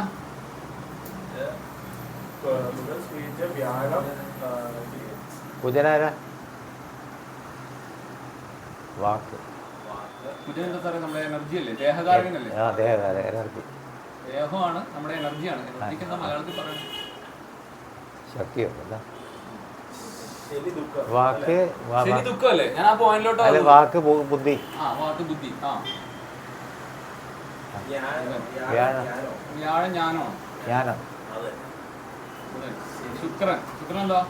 കാമമാണ് അല്ലെങ്കിൽ ഭോഗമാണ്. ഓക്കെ. ശനി എന്താ? ദുഃഖമാണ്. ഇത്രയല്ല നമ്മൾ പറഞ്ഞ. ഇപ്പൊ നിങ്ങൾ പ്രഡിക്ഷൻ നടത്തുമ്പോ നോക്കിക്കോ. അപ്പൊ സാറ് പറഞ്ഞ ഓർമ്മയുണ്ട്? എന്താ പറഞ്ഞത്? ആരൊക്കെ ഒരുമിച്ച് നമ്മുടെ പ്രശ്നം? സൂര്യനും ശനിയല്ലേ? ആത്മയും ദുഃഖവും. ആത്മദുഃഖം ആയോ? ആയോ? എഴുതിക്കോളൂ. ആത്മദുഃഖമായി. ഒരാളുടെ ചന്ദ്രനും ശനി ഒരുമിച്ച് നിൽക്കുകയാണ്. എന്തൊക്കെ ദുഃഖമായിരുന്നു നോക്കിയേ? മനോദുഃഖം. ചന്ദ്രൻ ശനിയും കൂടി ഒന്നിച്ച് തന്നാൽ മനസ്സിന് സ്വസ്ഥത ഉണ്ടാവില്ല. അത്രേ ഉള്ളൂ. ഇതുപോലെ നമുക്ക് ഇപ്പൊ ഞാൻ പറയട്ടെ, സൂര്യനും ഗുരുവും കൂടി നിൽക്കുന്ന ഒരു നല്ല കോമ്പിനേഷൻ എന്ന് പറയും. കാര്യം എന്താ? ആത്മജ്ഞാനവും. സൂര്യനും ഗുരുവും കൂടെ ഒന്നിച്ച് തന്നാൽ ഏറ്റവും നല്ലതാണ്. അപ്പൊ അങ്ങനെ ഈ ജ്യോതിഷത്തില് നമ്മൾ പ്രഡിക്ഷൻ നടത്തുമ്പോൾ ഗ്രഹങ്ങൾക്ക് രണ്ട് സ്വഭാവമുണ്ട്. ഒന്ന് നൈസർഗികമായിട്ടുള്ള അവരുടെ കാരകത്വം, അതായത് സൂര്യൻ എല്ലാവരുടെയും ചാർട്ടിൽ അച്ഛനെ തന്നെയാണ് റെപ്രസെന്റ് ചെയ്യുന്നത്. ഓക്കെ, ചന്ദ്രൻ അമ്മയെ തന്നെ റെപ്രസെന്റ് ചെയ്യുന്നത്. പക്ഷെ അത് കൂടാതെ നമ്മുടെ ഹൗസസിനനുസരിച്ച്, ലഗ്നത്തിനനുസരിച്ച് നമ്മുടെ ഭാവങ്ങൾ മാറുമല്ലോ. 1, 2, 3, 4, 5. ഞാൻ ഇന്ന് അത് പറയാമെന്ന് വിചാരിച്ചാൽ ജസ്റ്റ് നമുക്ക് അവസാനം ഒന്ന് പറഞ്ഞു പോവാം. അപ്പം അതിനനുസരിച്ച് ഓരോരുത്തരുടെയും ജാതകത്തിൽ സൂര്യൻ ഓരോരുത്തരായിരിക്കാം. അതായത് എൻ്റെ ഇപ്പൊ സൂര്യൻ നിൽക്കുന്നത് 2-ലായിരിക്കാം, ഇദ്ദേഹത്തിന്റെ ചിലപ്പോൾ 5-ലായിരിക്കാം, ഇദ്ദേഹത്തിന്റെ 10-ലായിരിക്കാം, അങ്ങനെ ആയിരിക്കാം. അപ്പൊ അങ്ങനെ അതനുസരിച്ച് വേറെ ഇത് വരും, ഹൗസസിനനുസരിച്ച് കാരകത്വം മാറും. പക്ഷെ നൈസർഗികമായിട്ടുള്ള സൂര്യന്റെ സ്വഭാവം, അതായത് ആത്മാവിനെ റെപ്രസെന്റ് ചെയ്യുന്നു, അല്ലെങ്കിൽ അച്ഛനെ റെപ്രസെന്റ് ചെയ്യുന്നു, അധികാരം, ഡിഗ്നിറ്റി, ഫെയിം, ഇതിനെയൊക്കെ റെപ്രസെന്റ് ചെയ്യുന്നു എന്നുള്ളത് ഉറപ്പാണ്. ഈഗോ. സൂര്യൻ നീചത്തിൽ പോയി കഴിഞ്ഞാൽ ഫെയിമിനൊക്കെ പ്രശ്നം വരും നീചത്തിലാണെങ്കിൽ. അപ്പൊ ഇത് നമ്മൾ കഴിഞ്ഞ ക്ലാസ്സിൽ ജസ്റ്റ് എന്ന് പറഞ്ഞു പോയ ഒരു കേസാണ്, നമ്മുടെ സാറിന്റെ ടെക്സ്റ്റിലും ഉണ്ട് അത്. അപ്പൊ അതിങ്ങനെ ഇങ്ങനെ കണക്ട് ചെയ്ത് നമുക്ക് പോകാൻ പറ്റും. ചന്ദ്രനും വ്യാഴവും കൂടെ ഒന്നിച്ചെന്നാൽ എന്ത് സംഭവിക്കും? ചന്ദ്രൻ മനസ്സാണ്, വ്യാഴം ജ്ഞാനമാണ്. ചന്ദ്രനും ഗുരുവും കൂടി ഒരുമിച്ച് നിന്ന് കഴിഞ്ഞാണ്ടല്ലോ മനോജ്ഞാനമാണ്. അതായത് ഇവർക്ക് മറ്റുള്ളവരുടെ മനസ്സിലുള്ളത് കൂടി മനസ്സിലാക്കാൻ പറ്റും. പിന്നെ ഒരുപാട് കാര്യങ്ങളൊന്നും ഏൽക്കില്ല. കാരണം നമുക്ക് ഹീലേഴ്സാ. ഗജകേസരി യോഗം കിട്ടിട്ടില്ലേ? ചന്ദ്രനും വ്യാഴവും പരസ്പര ബന്ധം വന്ന ഗജകേസരി.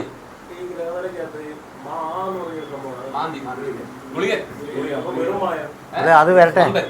മന്ദൻ അത് വരും. നമ്മളിന്ന് ഗുളികൻ എടുക്കാം. നമ്മളിന്ന് പറഞ്ഞത് ആർക്കാ? കൺഗ്രാജുലേഷൻസ്. ഞാൻ മനസ്സിലാക്കുന്നത് ചില ജാതകത്തിൽ വളരെ മോശം കോമ്പിനേഷൻ എന്നൊക്കെ നമുക്ക് തോന്നുമല്ലോ.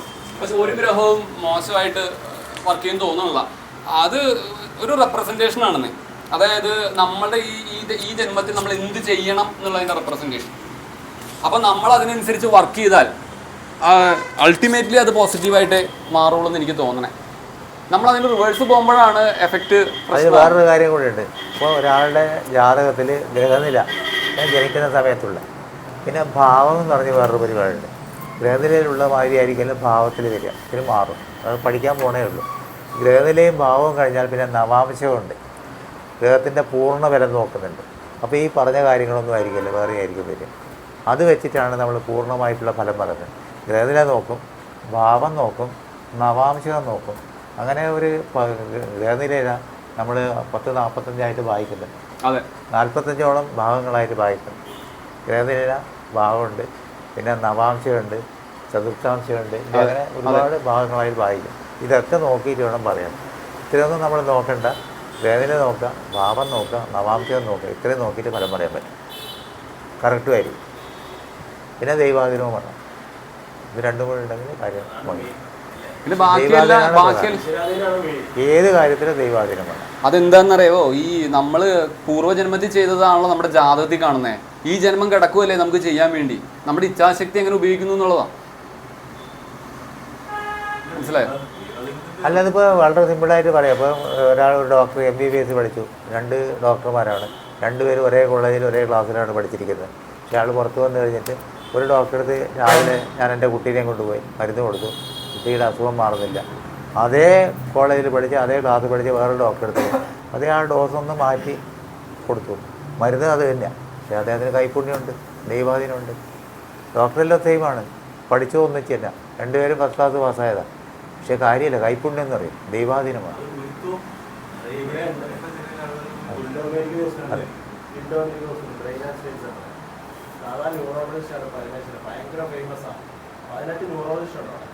ഇതെല്ലാം പ്രാക്ടിക്കലായിട്ടുള്ള കാര്യങ്ങളാണ്.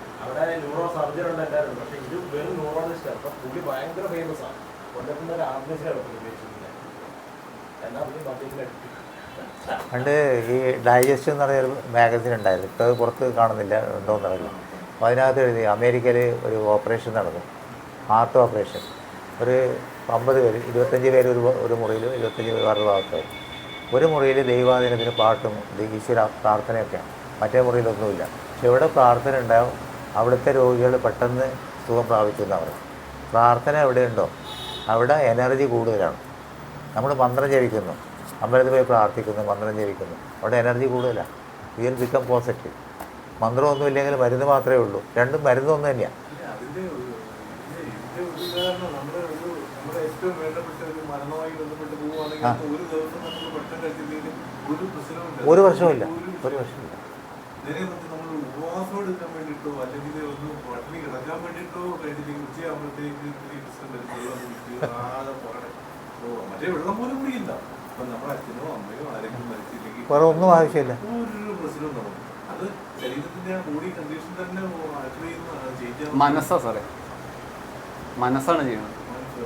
ശരീരം മനസ്സാണ് അവിടെ വർക്ക് ചെയ്യുന്നത്. സാറിൻ്റെ മനസ്സ് ആ സമയത്ത് ഇതിനൊന്നും താല്പര്യമില്ല, വിഷയങ്ങളിലൊന്നും മനസ്സിന് താല്പര്യമില്ല. അപ്പോൾ ഒരു വിഷയവും വേണ്ട, ഇതെല്ലാം വിഷയങ്ങളാണ്. സാറ് പറഞ്ഞ ഭക്ഷണം എല്ലാം വിഷയങ്ങളാണ്. നമ്മൾ മനസ്സിൻ്റെ ഇതാണ്, മനസ്സിൻ്റെ ഫീലിംഗാണ്. അമ്മ മരിച്ചു എന്ന് പറഞ്ഞാൽ പിന്നെ ഭക്ഷണം പറ്റി വെള്ളത്തെ പറ്റിയല്ല നമ്മൾ ചിന്തിക്കുന്നത്. അമ്മയെ മരിച്ച് അമ്മയെ കാണണം, അമ്മയ്ക്കുള്ള കർമ്മങ്ങൾ ചെയ്യണമെന്നാണ്. അപ്പോൾ നമ്മൾ വേറെ ഒന്നും ആലോചിക്കുന്നത്. നമ്മളിങ്ങനെ ചിന്തിക്കുമ്പോഴാണ് ഈ പ്രശ്നങ്ങളൊക്കെ വരുന്നത്. എന്തെങ്കിലും ഇതൊന്നുമില്ല, മനസ്സാണ് എല്ലാത്തിനും കാരണം. പറഞ്ഞ ഡോക്ടറുടെ കാര്യം തന്നെ എനിക്ക് അനുഭവമുണ്ട്. എൻ്റെ മകളിലും BP-യുടെ മരുന്ന് കഴിക്കുന്നുണ്ടായിരുന്നു. അപ്പോൾ കാലിലൊക്കെ ഇങ്ങനെ നീര്, ഞാൻ പറഞ്ഞു കാലിൽ നീര് ഉണ്ടെങ്കിൽ ഒന്ന് ചെക്ക് ചെയ്യണമല്ലോ, നമുക്ക് ഡോക്ടറെ കാണണം. വേറെ ഉണ്ടായിരുന്നു, അപ്പോൾ ഡോക്ടറെ പോയി കണ്ടു. അപ്പോൾ ഒരു നല്ല ഡോക്ടറായിരുന്നു. അങ്ങനെ കണ്ടപ്പോൾ ഏതൊക്കെ മരുന്നാണ് കഴിച്ചുകൊണ്ടിരിക്കുന്നത് ചോദിച്ചിട്ട് പറഞ്ഞു അപ്പോൾ നമ്മൾ കാര്യം ചെയ്യും, BP-യുടെ മരുന്ന് ഒന്ന് ചേഞ്ച് ചെയ്യുന്നു. നീര് പോയി ആ മരുന്ന് മാറി. BP-യുടെ മരുന്ന് ഇപ്പോഴും കഴിക്കും, വേറെ ഒരു മരുന്നും. അത് തന്നെ കൈപ്പുണ്യം എന്ന് പറയുന്നത്. കൈപുണ്യവും മാത്രമല്ല, ആ ഡോക്ടറും ഈ പേഷ്യന്റും തമ്മിലുള്ള ഒരു ബന്ധം കൂടിയുണ്ട്. ഒരു കാർമിക് ഒരു റിലേഷനുണ്ട്. നിങ്ങൾക്ക് ഒരേ മരുന്ന് തന്നെയായിരിക്കും, ചിലപ്പോൾ വേറൊരു ഡോക്ടർ എന്നാൽ ഫലിക്കുന്നത്. അതായത് ആ ഡോക്ടറിനെ ഇവർ കർമ്മത്താൽ ബന്ധിക്കപ്പെട്ടിരിക്കുന്നുണ്ട്, ഈ രോഗിയും ഈ ചെയ്യുന്ന ആളും. ഇപ്പം സാറിപ്പോൾ ഒരുപാട് പേർക്ക് കൺസൾട്ടേഷൻ കൊടുക്കുന്നു. ഇവരൊക്കെ ആയിട്ട് സാറ് കാർമികമായി ബന്ധമുണ്ട്, മുന്നേ ബന്ധമുണ്ട്. ആ ബന്ധമുള്ളതുകൊണ്ടാണ് സാറിൻ്റെ അഡ്വൈസ് അവർ കേൾക്കുന്നത്, ഫലിക്കുന്നത്. എല്ലാം കർമ്മത്തിലാണ് ബന്ധിക്കപ്പെട്ടിരിക്കുന്നത്. അതുകൊണ്ടാണ് ഒരേ മരുന്ന് ആണെങ്കിലും ചില ആളുകൾ കൊടുക്കുമ്പോൾ ഫലിക്കുന്നത്. ശരിയാണ്, കൈപ്പുണ്യം എന്ന് പറഞ്ഞൊരു സാധനം വെച്ച് നമ്മൾ പറയും. എല്ലാത്തിനും കൂടുതൽ പ്രധാനം വിശ്വാസമാണ്. ഏറ്റവും കൂടുതൽ പ്രധാനം വിശ്വാസമാണ്. ആണോ ഒക്കെ എടുത്ത് പോയാൽ ശരിയാവും, അതും ശരിയാവും. അത് പോയി ഇല്ലേ കിട്ടില്ല. എല്ലാത്തിനും വിശ്വാസം വേണം, ദൈവാധീനം വേണം, വിശ്വാസം വേണം. ഓക്കെ, രാശികൾ, സ്വന്തം രാശികളെ പറ്റി നമ്മൾ പറഞ്ഞു. അതുപോലെ തന്നെ ഓരോ ഗ്രഹങ്ങൾക്ക് മൂലത്രികോണ രാശികളുണ്ട്. ഓക്കെ, സ്വന്തം രാശിയിൽ നിൽക്കുന്ന ഒരു ഗ്രഹം അത് സ്വന്തം വീട്ടിൽ നിൽക്കുന്നത് പോലെയാണ് പെരുമാറുന്നത്. വളരെ കംഫർട്ടായിരിക്കും. അതായത് നേരത്തെ പറഞ്ഞ പോലെ ചൊവ്വ ഇവിടെ ആണെങ്കിൽ കംഫർട്ട് സോണിലാണ്.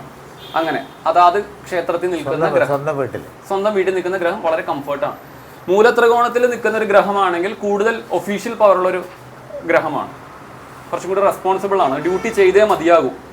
അപ്പം ഒരു ഗ്രഹം കൂടുതൽ എഫക്റ്റ് തരുന്നത് സ്വന്തം രാശിയിൽ നിൽക്കുന്നതിനേക്കാൾ കൂടുതൽ എഫക്റ്റ് മൂലത്രികോണത്തിൽ നിന്നാൽ നമുക്ക് തരും. ഇപ്പൊ ചൊവ്വയ്ക്ക് ഇവിടെ 2 രാശിയുണ്ട്.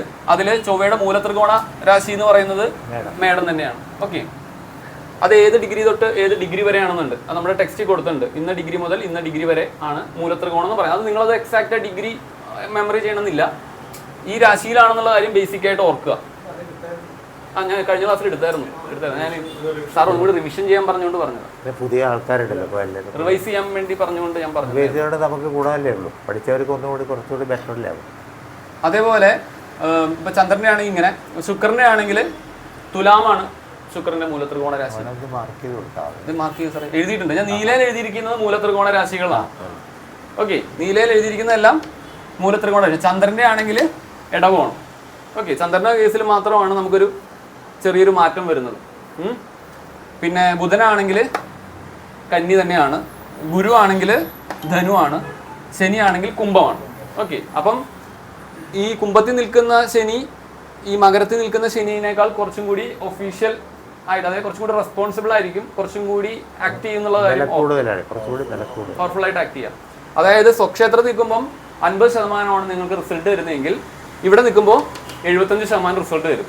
അപ്പൊ ഒരു ചോദ്യമുണ്ട്, 3/4 75%. അപ്പൊ 100% റിസൾട്ട് തരുന്ന എവിടെയാണെന്നൊരു ചോദ്യമുണ്ട്. അത് ഉച്ചക്ഷേത്രത്തിലായിരിക്കും. ഓരോ ഗ്രഹത്തിനും ഉച്ചക്ഷേത്രവും നീചക്ഷേത്രവും ഉണ്ട്. ഓക്കെ, ഇപ്പം സൂര്യന്റെ ഉച്ചക്ഷേത്രം ഇതാണ്, സൂര്യന്റെ ഉച്ചം.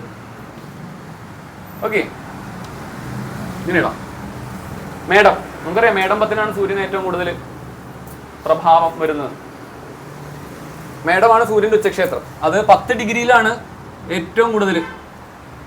മേടം 10 ആ ഇപ്പൊ ഈ മൂലത്രികോണം കാണിച്ചില്ലേ, ആ അത് ഇൻഡിപെൻഡന്റ് ഓഫ് ഇതാണോ ലഗ്നാണോ എങ്ങനെയാണോ അത്? എല്ലാം ലഗ്നം പറ്റില്ലല്ലോ പറയുന്നത്. അല്ല അത് പുള്ളി പറഞ്ഞു ശരി. അതായത് രാശിയാണ്, രാശി. ലഗ്നം ലഗ്നമായിട്ട് ബന്ധമില്ല അതിന്. ഈ മൂലത്രികോണം അല്ല ലഗ്നമായിട്ട് ബന്ധമില്ല. ഉച്ചരാശിയിൽ മൂലത്രികോണത്തിൽ നിൽക്കുന്ന സൂര്യൻ എന്ന് പറഞ്ഞാൽ ബലമില്ലേ? സൂര്യന് ബലമുണ്ടോ എന്ന് നോക്കണേ, രാശി നോക്കിയിട്ടല്ലേ പറയുള്ളൂ. സാറ് പറഞ്ഞത് ഇത് ഞാൻ പറഞ്ഞുതരാം. സാറിന്റെ കുജൻ ഇവിടെ നിൽക്കുകയാണെന്ന് വിചാരിച്ചോ, ഇവിടെ നിൽക്കുകയാണ്. സാറിന്റെ ലഗ്നം ഇതാണെങ്കിലും ഇത് മൂലത്രികോണത്തിൽ തന്നെയാണ്. അതല്ലേ സാറ് ചോദിച്ചത്? ഇൻഡിപെൻഡന്റ് ആണോ ലഗ്നമായിട്ട്? ലഗ്നത്തിനല്ല, ഇവിടെ നിൽക്കുന്ന കുജൻ മൂലത്രികോണത്തിലാണ്. ഫിക്സ് ആണ്. ഫിക്സ് ആണ്. ഫിക്സ് ആണ്. അത് മാറ്റമില്ല, അത് മാറില്ല. ഇത് മാറൂല കേട്ടാ. മൂലത്രികോണം ഒരിക്കലും മാറില്ല. ഓക്കെ, സാറിന്റെ ലഗ്നം ഏതാണെങ്കിലും കുജൻ ഇവിടെ മൂലത്രികോണത്തിലാണ്. ഇവിടെയാണെങ്കിൽ മൂലത്രികോണമാണ്. ഓക്കെ, അതേപോലെ ഉച്ചരാശിയും നീചരാശിയും മാറില്ല. ലഗ്നം ഏതാണെങ്കിലും ശരി, ഉച്ചരാശിയും നീചരാശിയും മാറില്ല. സൂര്യന്റെ ഉച്ചക്ഷേത്രം എന്ന് പറയുന്നത് ഇതാണ്. ഓക്കെ, 10 ഡിഗ്രിയിലാണ് സൂര്യൻ ഉച്ചത്തിലാവുന്നത്. ഓരോ രാശിയുടെയും അത് നിൽക്കുന്ന രാശിയുടെ 7ാമത്തെ രാശി നീചരാശി ആയിരിക്കും. അങ്ങനെ ഇത് ഉച്ചത്തിലാണെങ്കിൽ സൂര്യന്റെ നീചരാശി ഏതായിരിക്കും? ഇതിന്റെ 7ാമത്തെ രാശി ഏതായിരിക്കും? 1, 2, 3, 4, 5, 6, 7 തുലാമായിരിക്കും അല്ലേ? അപ്പൊ ഇവിടെ വരുമ്പോ സൂര്യൻ എന്താവും? നീചത്തിൽ പോവും. 10 ഡിഗ്രി തന്നെ അല്ലേ? 10 ഡിഗ്രിയിൽ സൂര്യൻ എന്തായി? നീചത്തിൽ പോയി. ഓക്കെ, ചന്ദ്രന്റെ ഉച്ചരാശി ഇടവം തന്നെയാണ്. ഓക്കെ, അവിടെ ഈ 10 ഡിഗ്രി എന്ന് ഉദ്ദേശിക്കുന്നത് തുലാത്തിൽ 0 തൊട്ട് 30 ഡിഗ്രി വരെ ഉണ്ടല്ലോ. തുലാം 10 0 ഡിഗ്രി മുതൽ 30 ഡിഗ്രി വരെ ഇല്ലേ? അതുകൊണ്ടാണ് നമ്മൾ ഇത് 2 വിഷു ഉണ്ടെന്ന് പറയുമ്പോൾ തുലാം 10 ഇമ്പോർട്ടൻസ് കൊടുക്കില്ല. കാരണം മേടം 10 എന്തും ചെയ്യാം. 10ാമതെയോ വീട്ടിൽ കയറി താമസിക്കാൻ 10ാമതെയോ പോയി താമസിച്ചെന്ന് പറയും. പക്ഷെ തുലാം 10 കൊടുക്കൂല. സൂര്യൻ നീചനാണ്. സൂര്യന്റെ ഒരു മാറ്റമാണ് തുലാം 1 എന്ന് പറയുന്നത്. മേടം 1 പോലെ. അതെ, തുലാം 1 സൂര്യൻ ഏറ്റവും കൂടുതൽ അല്ല, മേടം 10 സൂര്യൻ ഏറ്റവും പവർഫുൾ ആയിട്ട് നിൽക്കുന്നു. എനിക്ക് ഭൂമിയോട് ഏറ്റവും അടുത്ത് നിൽക്കുന്ന സമയം തോന്നുന്നു അല്ലേ? ഏറ്റവും അടുത്ത് നിൽക്കുന്ന സമയമാണത്. തുലാമില് എനിക്ക് തോന്നുന്നു സൂര്യൻ ഏറ്റവും നീചത്തിലാണ്, ഭൂമിയോട് ഏറ്റവും അകലത്തിലായിരിക്കും ഈ സമയത്ത്. പക്ഷെ എക്സാക്ട് 7th അതായത് ഇവിടെ ഞാൻ ഇപ്പൊ ഇത് നേരെ ഓപ്പോസിറ്റ്. ഇപ്പൊ സൂര്യൻ ഇവിടെ, ഭൂമി ഇവിടെ നിൽക്കുകയാണെങ്കിൽ നേരെ അപ്പുറത്താണ്. എക്സാക്ട് ഓപ്പോസിറ്റ് ആണ് വരും. എക്സാക്ട് ഓപ്പോസിറ്റ് ആണ്. പക്ഷെ ഇവിടെ ബലമില്ല, ഇവിടെ ബലമുണ്ട്. ഓക്കെ,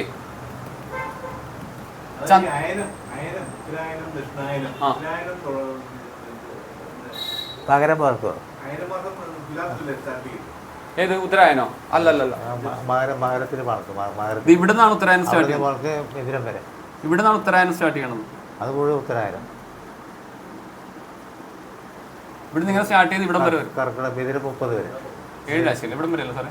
30 ഇവിടം വരെ അല്ലേ? മറ്റേ ദക്ഷിണായനം. കണ്ടോ ഈ ഇതിന്റെ എക്സാക്ട് 7 അല്ലേ? കണ്ടോ ഈ 7 രാശികൾ ഇങ്ങനെ വരും. 7 രാശികൾ ഉത്തരായനം. ഇത്രയും. ഇവിടുത്തെ ദക്ഷിണായനം.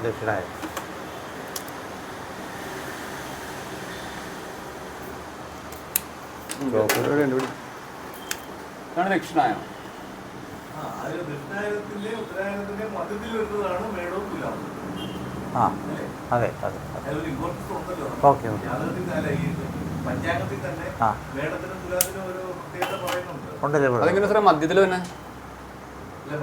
1, 2, 3 ആത്തത്തിലെടുക്കാം. അതായത് 3 രാശി കഴിഞ്ഞ് 4ാമത്തെ രാശി, അങ്ങനെയല്ലേ പറയാൻ പറ്റുള്ളൂ. 1, 2, 3 ഇത് ഓപ്പോസിറ്റ് ആണ്. ഇത് എക്സാക്ട് ഓപ്പോസിറ്റ് ആണ്. ഓക്കെ, ശരി. ചന്ദ്രന്റെ ഉച്ചെന്ന് പറയണത് ഇടവമാണ്. നീചെന്ന് പറയണത് അപ്പൊ എവിടെ ആയിരിക്കും? വൃശ്ചികം. നേരെ 7ാമത്തെ രാശി ഇവിടെ ആയിരിക്കും അല്ലേ? ഇനി ആരാണ് അടുത്തത്? ചന്ദ്രൻ കഴിഞ്ഞാൽ പിന്നെ ആരാ? ചന്ദ്രൻ കഴിഞ്ഞാൽ ബുധനല്ല. ചന്ദ്രൻ കഴിഞ്ഞാൽ ചൊവ്വ. ആഴ്ചയുടെ പേര് ഓർമ്മിച്ചാൽ മതി. ഞായർ, തിങ്കൾ, ചൊവ്വ. ഞായറാഴ്ച സൂര്യൻ, തിങ്കളാഴ്ച ചന്ദ്രൻ, ചൊവ്വാഴ്ച ചൊവ്വ, ബുധൻ ചൊവ്വ എവിടെ വ്യാഴം, ഉച്ചത്തിലാണത്? മകരം. ഇവിടെയാണ് ചൊവ്വ ഉച്ചത്തിലാണ്. മകരം ചൊവ്വ എന്ന് കേട്ടിട്ടുണ്ടാവും. 28 ഡിഗ്രിയിലാണ് ടെക്സ്റ്റിൽ 20 ഡിഗ്രി അങ്ങനെയാണ്. 28 ഡിഗ്രി ആക്കണേ. ഇപ്പം പറയണ്ട, വലിയ ടെസ്റ്റ് വായിച്ചോട്ടെ. ആ ടെക്സ്റ്റിൽ കറക്ഷൻ ഉണ്ട്. കറക്ഷൻ ഉണ്ട്. കറക്ഷൻ ഉണ്ടല്ലേ? 20 അല്ല 28. 28. 28 ഡിഗ്രി ആകുമ്പോൾ രാശി തീരാറാകുമ്പോഴാണ് അപ്പൊ നീചത്തിൽ എവിടെ പോവും? കർക്കിടകത്തിൽ നേരെ ഓപ്പോസിറ്റ്, 7ാമത്തെ രാശി. തിഥി. ഇനി ബുധൻ. ബുധൻ ഇവിടെയാണ് ഉച്ചത്തിലാവുന്നത്. ഓക്കെ. സ്വക്ഷേത്രം, മൂലത്രികോണം, ഉച്ചം. ആ നീച ഇവിടത്തിലാവും. നീച ഇവിടെയാവും. 7ാം രാശി. 15 ഡിഗ്രി. ബുധൻ എന്ന് പറഞ്ഞാൽ സ്പീച്ചിന്റെ അല്ലേ? സ്പീച്ച്. ഈ ഇത് 1, 2, 3, 4, 5, 6 എന്ന് പറയണമെന്ന് പറഞ്ഞു കഴിഞ്ഞാൽ നമ്മുടെ ഇന്റലക്ച്വൽ ഡിബേറ്റ് ഒക്കെ നടക്കുന്നത് 6ാം ഭാവം കൊണ്ടാണ്. അപ്പൊ ഈ പുള്ളിക്ക് ഭയങ്കര താല്പര്യമാണ് ഈ ഡിബേറ്റുകൾക്കും മറ്റു കാര്യങ്ങളൊക്കെ, വാക്കുകൾ ഉപയോഗിച്ചുള്ള കാര്യങ്ങൾ. ഈ രണ്ടിടത്തും ബാക്കി ഡിഗ്രിയാണ്. അതെ. ഇവിടെ ഏത് ഡിഗ്രിയിൽ എക്സോൾട്ടഡ് ആവുന്നു അതേ ഡിഗ്രിയിൽ ഇവിടെ ഡെബിലിറ്റേറ്റഡ് ആവും. ശുക്രൻ അല്ല, ഗുരു ഇവിടെ എക്സോൾട്ടഡ് ആവേ 5 ഡിഗ്രിയിൽ. ഇവിടെ ഡബ്ലി ആവും.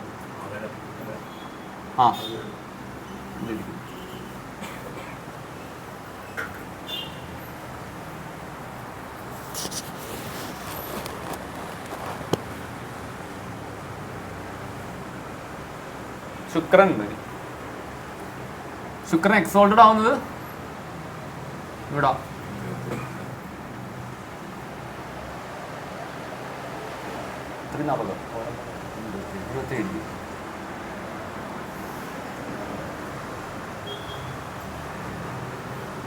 ഡെപ്ലിക്കേറ്റഡ് ആവും.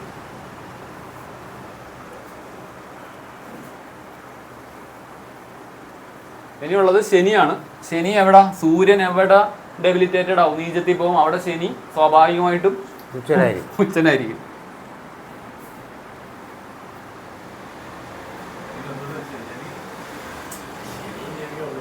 തുലാത്തിലെ ശനി ഉച്ചനാണ്, മേടത്തിലെ ശനി നീചനാണ്. 20 ഡിഗ്രി ഉച്ചത്തിൽ, ഇവിടെ 20 ഡിഗ്രി നീചത്തിൽ.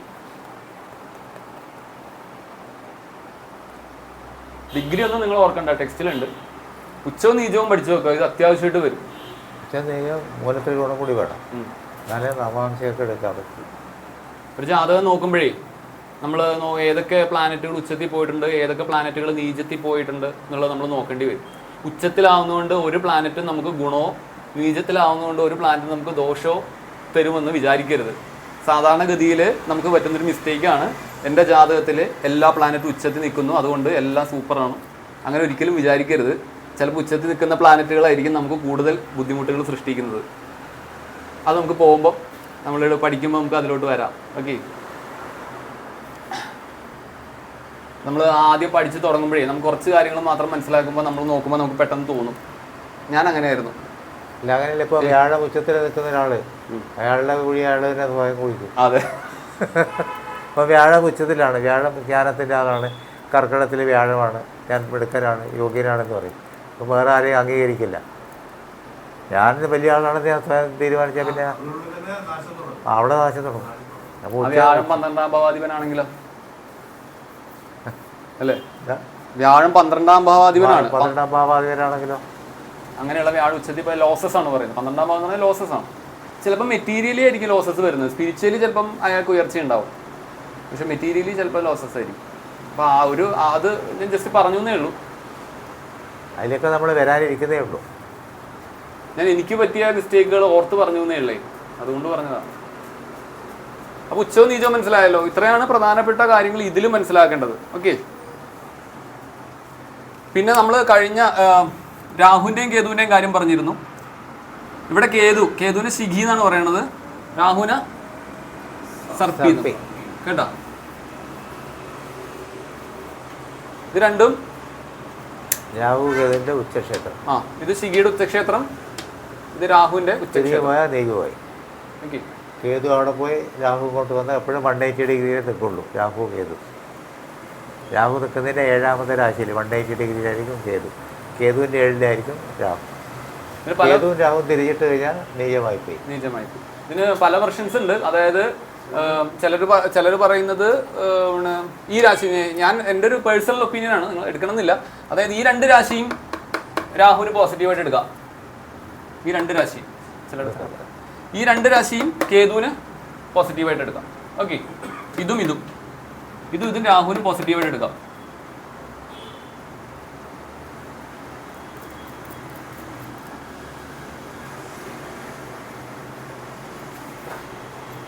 അപ്പോൾ നമ്മളെന്താ പഠിച്ചത്?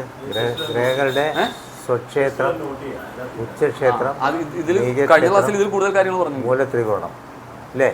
ഗ്രഹങ്ങളുടെ സ്വക്ഷേത്രം, ഉച്ചക്ഷേത്രം, നീചക്ഷേത്രം, മൂലത്രികോണം. അത് മനസ്സിലാവാത്ത ആരെങ്കിലും ഉണ്ടോ എന്ന് പറഞ്ഞാൽ മനസ്സിലാക്കിത്തരാം. മനസ്സിലാവാത്ത ആരെങ്കിലും ഉണ്ടോ? ഇതൊന്ന് വായിച്ചു. അതൊക്കെ എഴുതിയോ? വായിക്കട്ടെ. 3 ചാർട്ട്, നടുവിൽ ചാർട്ട്, സൈഡിൽ ചാർട്ട്, സൈഡിൽ 3 ചാർട്ട് 3 ചാർട്ട് വരും. പറയും. നടുവിൽ അവിടെ നടുവിൽ നിന്ന് അവിടെ ഒന്ന്, അവിടെ 2, 3 അവിടെ ചെറുതായിട്ട് വരച്ചാൽ മതി.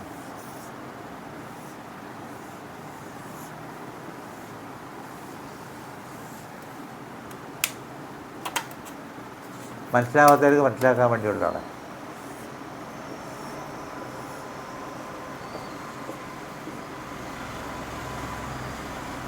ചാർട്ടൊന്നും മെലിഞ്ഞു പോയിട്ടുണ്ട് കേട്ടോ. കുഴപ്പമില്ല.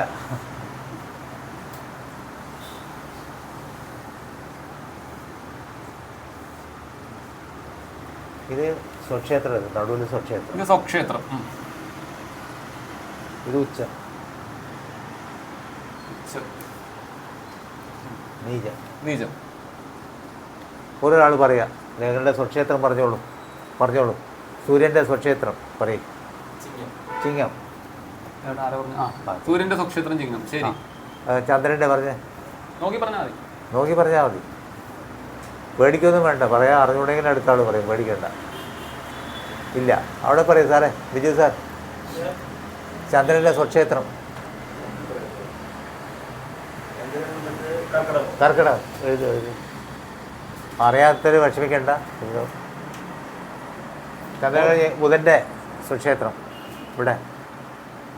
കന്നി, രാശിയുടെ പേര് പഠിക്കണം. കന്നി. ആരുടെ?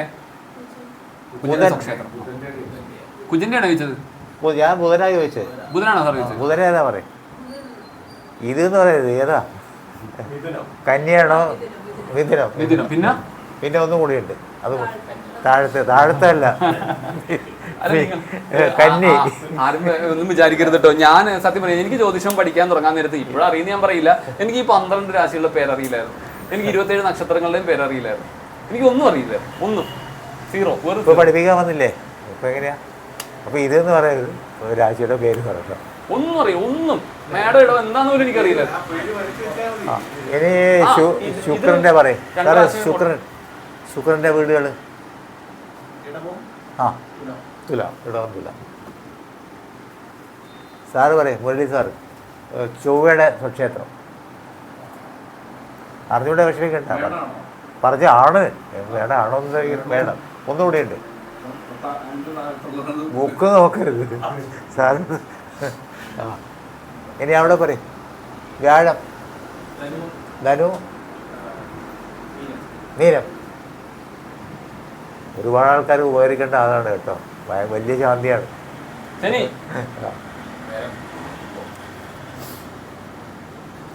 രണ്ട് കാര്യങ്ങൾ പഠിച്ചു വെക്കണം. ഒന്ന്, ഓരോ രാശിയുടെയും പേര്. ഓക്കെ, രാശിയുടെ പേര് ബൈഹാർട്ടാണ്. കാണാപ്പാടം പഠിക്കണം. അത് മാത്രമല്ല, ഒന്നാമത്തെ രാശി ഏതാന്ന് ചോദിച്ചു കഴിഞ്ഞാൽ മേടമാണെന്ന് ഓർമ്മ വേണം. എന്തിനാ സാറേ, ആകെ ഇത്രയല്ലേ ഉള്ളൂ.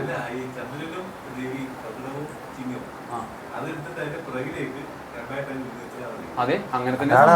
അതാണ് രാജാവും രാജ്ഞിയും. അതാണ് എളുപ്പം പറഞ്ഞത്. സാറേ, ഇത് കണ്ടോ? അതെ, രവി ആണല്ലോ. രവിയുടെ റിഫ്ലക്ഷൻ ആണ് ചന്ദ്രൻ എന്ന് പറയുന്നത്. ആണോ? അതായത് ചന്ദ്രന് സ്വയം പ്രകാശമില്ല, ഇതിന്റെ പ്രകാശം കൊണ്ടല്ലേ ഇത് പ്രകാശിക്കുന്നത് അല്ലേ? ഇവിടെ കാണുന്നതിന്റെ റിഫ്ലക്ഷൻ ആണ് ഇവിടെ. ഇതൊരു കണ്ണാടി വെച്ച പോലെയാണ്. ഓക്കെ, ഇതിന്റെ അതേ സാധനം തന്നെ ഇത് ഒരു 2 പ്രാവശ്യം നമ്മൾ നോക്കുമ്പോൾ തന്നെ ഇത് നമ്മുടെ മനസ്സിൽ നിൽക്കും. ഇത് ഗ്രഹങ്ങളുടെ സ്വന്തം വീടാണ്. ഇവർ എപ്പോഴും സ്വന്തം വീട്ടിൽ നിന്നാൽ 50% ഗുണം കിട്ടും, 50% ഗുണം കിട്ടും. അതെ, പഠിച്ചു വരുമ്പോഴേ നമ്മുടെ ഉച്ചക്ഷേത്രം പഠിച്ചതിന്റെ കൂടെ തന്നെ മൂലത്രികോണം പഠിക്കുമ്പോഴേ നമ്മൾ ഈ രവി ചന്ദ്രൻ ബുധൻ ശുക്രൻ കുജൻ ഗുരു ആ ഓർഡറിൽ പഠിച്ച സാറേ ആഴ്ച മാത്രം ഓർക്കുക. ഞായർ തിങ്കൾ ചൊവ്വ. പക്ഷെ മൂലത്രികോണം വരുമ്പോൾ അത് നേരെ തിരിച്ചു വരും. സൂര്യൻ ചന്ദ്രനല്ല വരുന്നത്. 2 പ്രാവശ്യം ഈ നമ്മളെന്താ അറിയോ, നമ്മളെ ഒരു കാര്യം ആദ്യം പഠിപ്പിക്കുക. ഒറ്റ കാര്യം പറഞ്ഞോട്ടെ, ഈ സാധനം ഉണ്ടല്ലോ നമ്മൾ വായിച്ച് പഠിക്കുന്നതിനേക്കാൾ നല്ലത് ഇത് ഈ വരച്ച് ചാർട്ട് പഠിക്കുക. 2 പ്രാവശ്യം വരച്ച് കഴിഞ്ഞ് കഴിഞ്ഞാൽ നമ്മൾ പഠിക്കും. ശരിക്കും ജ്യോതിഷം പഠിപ്പിക്കാം. ഞാൻ ആദ്യം ഒരു സ്ഥലത്ത് പോയി പഠിച്ചിരുന്നു. എന്താ ചെയ്യണമെന്ന് അറിയോ, ഓരോ പ്രാവശ്യം വരപ്പിക്കും. നമ്മളിങ്ങനെ പറഞ്ഞു പോണ പോലെയല്ല. ഈ സ്വക്ഷേത്രം എന്ന് പറഞ്ഞിട്ട് ഇതങ്ങ് വരപ്പിക്കും. എന്നിട്ട് അടുത്ത ചാർട്ട് വരക്കാൻ പറയും. എന്നിട്ട് മൂലത്രികോണം വരക്കാൻ പറയും. എന്നിട്ട് അടുത്ത ചാർട്ട് വരക്കാൻ പറയും. അതിൽ ഉച്ചം വരക്കാൻ പറയും. അടുത്ത ചാർട്ടിൽ നീചൻ, അടുത്ത ചാർട്ടിൽ ശീർഷോദയം, അടുത്ത ചാർട്ടിൽ പൃഷ്ഠോദയം, പിന്നെ ദിനരാശി. ഇങ്ങനെ ഓരോ പ്രാവശ്യവും ചാർട്ട് ഇങ്ങനെ വരച്ചുകൊണ്ടിരിക്കും. ഓരോ പ്രാവശ്യം ചാർട്ട് വെറുതെ വരക്കണമല്ല, വരച്ചിട്ട് മേടം പിടവും ഇതിനും ഈ കഥ എഴുതുകയും ചെയ്യും. ഇങ്ങനെ ഇത് കഴിയുമ്പോഴേക്കും പിന്നൊന്നും വേണ്ട, ഒന്നും വേണ്ട. ഇനി പറ, ഉച്ചം പറ, ഗ്രഹങ്ങളുടെ ഉച്ചക്ഷേത്രം. സാറ് പറ, സൂര്യൻ്റെ ഉച്ചക്ഷേത്രം. സാറ് പറ, വേഗം പറ, അവിടെ ബുക്കൊന്നും നോക്കണ്ട. വേണം, അല്ലല്ല, അത് നോക്കിയേ പറയാനുള്ളൂ. കാര്യം ആയിക്കോട്ടെ ആയിക്കോട്ടെ. അവിടെ പറയും ചന്ദ്രൻ്റെ ഉച്ചം, ഇടവം പറഞ്ഞു. അവിടെ പറയും ചൊവ്വയുടെ ഉച്ചം. വേഗം പേടിക്കണ്ട, സമാധാനത്തിൽ പറയാം. ചൊവ്വയുടെ ഉച്ചം, മകര ചൊവ്വ. അത് രണ്ടും നിൽക്കും. കാരണം ഈ മേടം 10 മകര ചൊവ്വ. ആ അവിടെ പറയും ചൊവ്വ കഴിഞ്ഞിട്ട് നിങ്ങൾക്ക് പറയും ബുധൻ, കന്നി കന്നി. ഇവിടെ പറയും ബുധൻ കഴിഞ്ഞാൽ വ്യാഴം, വ്യാഴത്തിൻ്റെ ഉച്ചം കർക്കിടകം. അവിടെ പറയും വ്യാഴം കഴിഞ്ഞിട്ട് പിന്നെ ആരാ, ശുക്രൻ, ശുക്രൻ്റെ ഉച്ചം. ഇങ്ങനെ പറയാം. മീനെന്ന് രാശിയുടെ പേര് പഠിക്കണം കേട്ടോ, നല്ല ബൈഹാർട്ട് പഠിക്കും. പിന്നെ ശുക്രൻ്റെ ശനി, ശനിയുടെ ഉച്ചം ഇവിടെ മഞ്ജു ആയിട്ടില്ല.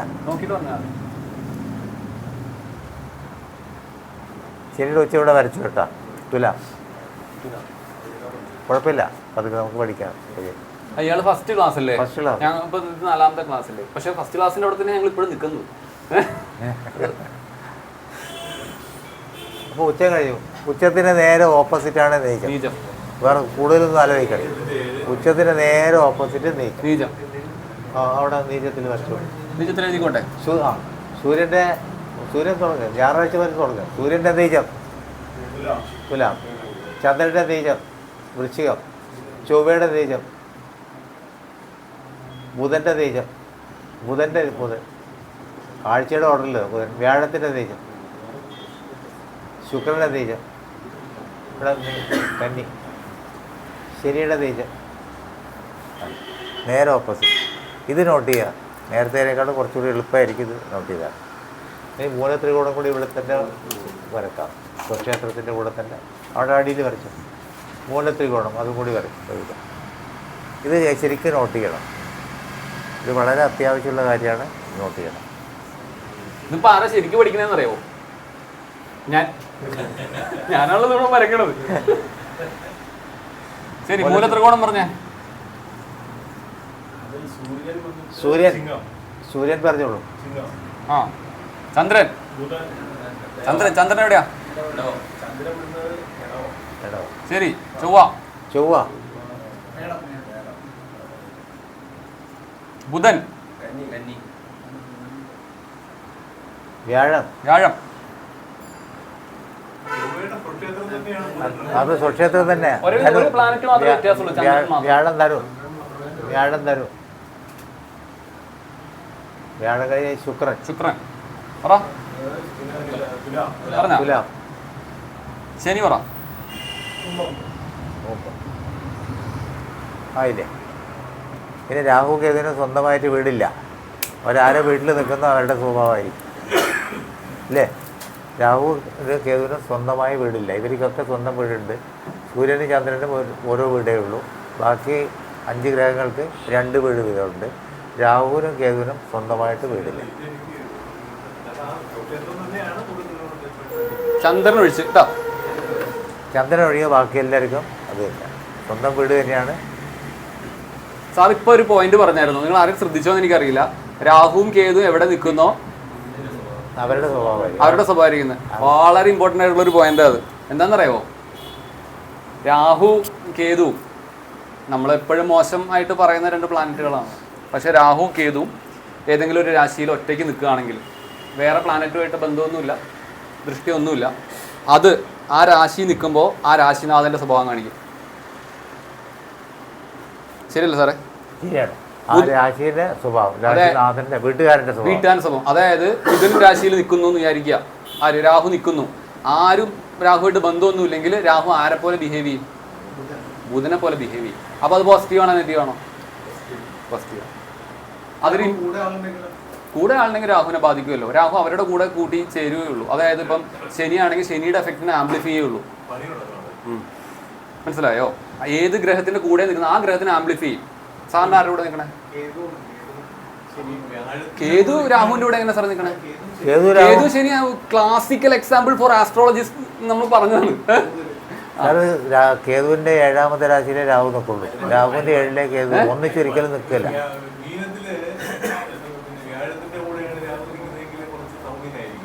ഏത്? ഗുരുവിന്റെ കൂടെ രാഹു. അതിനാണ് ഗുരു ചണ്ടാല യോഗം എന്ന് പറയുന്നത്. ഗുരു ചണ്ടാല യോഗം എന്നാ പറയുന്നത്. സാറിന് അങ്ങനെയാണോ? ഗുരു അവരെന്ന് വെച്ചാൽ ആര് പറഞ്ഞാലും അവർ അംഗീകരിക്കില്ല. കാര്യം അവർക്ക് ജ്ഞാനത്തിൻ്റെതായിട്ടുള്ള ഒരു, അതായത് ജ്ഞാനമാണ് ഗുരു. അതിന്റെ കൂടെ രാഹു നിൽക്കുമ്പോൾ രാഹു അത് എക്സ്പാൻഡ് ചെയ്യും. രാഹുവിന്റെ എക്സ്പാൻഷൻ എന്ന് പറഞ്ഞ ഒരു ഹാലൂസിനേഷൻ പോലെയാണ്, ഫേക്കാണ്, ഒരു ഭ്രമം പോലെയാണ്. അപ്പൊ ഇവര് ആര് പറഞ്ഞാലും അംഗീകരിക്കൊന്നും ചെയ്യില്ല. ഞാൻ പറയുന്നതാണ് ശരി എന്ന് പറഞ്ഞു നിൽക്കും. അതുകൊണ്ട് ഗുരുവിനെ കിട്ടില്ല അവർക്ക്.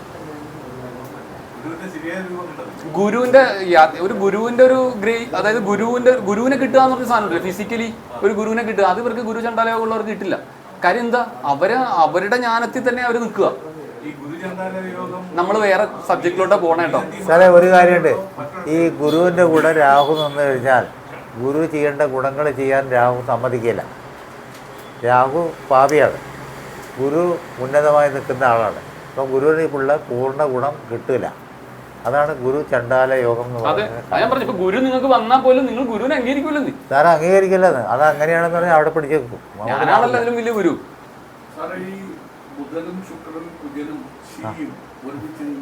ചാർട്ട് നോക്കട്ടെ സാറേ, ചാർട്ട് നോക്കി നമ്മൾ എവിടെ എത്തില്ല. ഇൻഡിവിജ്വൽ ചാർട്ട് എടുത്ത് നമ്മൾ അതിൽ കുടുങ്ങി പോകും. നമ്മളവിടെ കുടുങ്ങി മുമ്പോട്ട് കിടക്കാൻ ബുദ്ധിമുട്ടായിരിക്കും. അതവിടെ നിൽക്കട്ടെ. അല്ല, അതൊക്കെ നമുക്ക് വരുന്നുണ്ട്. ഇഷ്ടംമാതിരി ചർച്ച ചെയ്യും. ഇത് പഠിച്ചിട്ട് വേണം അത് പഠിക്കാനിലേക്ക് പോകണേ. അപ്പൊ ഇതായില്ലേ? എവിടം വരെ എത്തി നമ്മള്? ഇത് 50% അല്ലേ? 50. മൂലത്രികോണത്തെ എത്ര ശതമാനം റിസൾട്ട് കിട്ടും? പറഞ്ഞ 3/4 കേട്ടാ. ഉച്ചത്തിലാ? ഉച്ചത്തിൽ എത്ര ശതമാനം റിസൾട്ട് കിട്ടും? 100%. അപ്പൊ ഇവിടെ വല്ലതും കിട്ടുമോ? 0.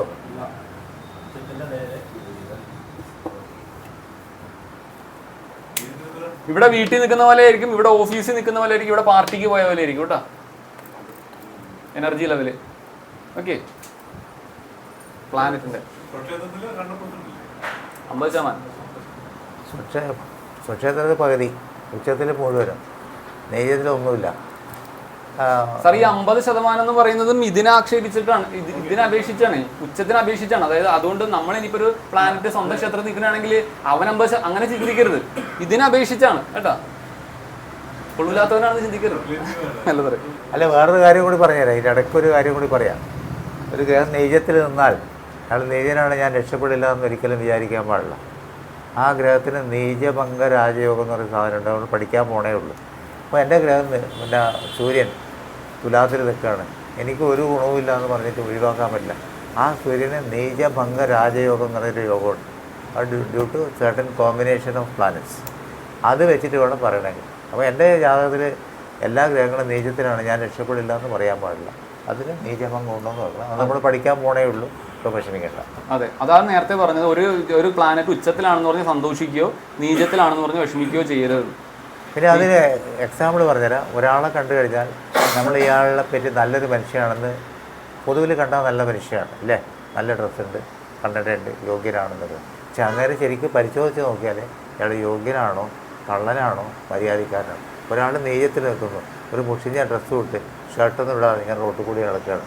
അപ്പോൾ നമ്മുടെ വളരെ അലവലാതിയാണെന്ന് ധരിക്കും. പക്ഷെ ആൾ പേഴ്സെടുത്ത് അരപ്പെട്ടെടുത്ത് നോക്കിയാൽ 100-ൻ്റെ 1000-ൻ്റെ നോട്ടായിരിക്കും ഉണ്ടാവും. അപ്പോൾ നമ്മൾ ഒരിക്കലും ഒരാളുടെ അപ്പിയറൻസ് വെച്ചിട്ട് അയാൾ നല്ല ആളോ ചീത്ത ആളോ എന്ന് പറയാൻ പറ്റും. We have to test.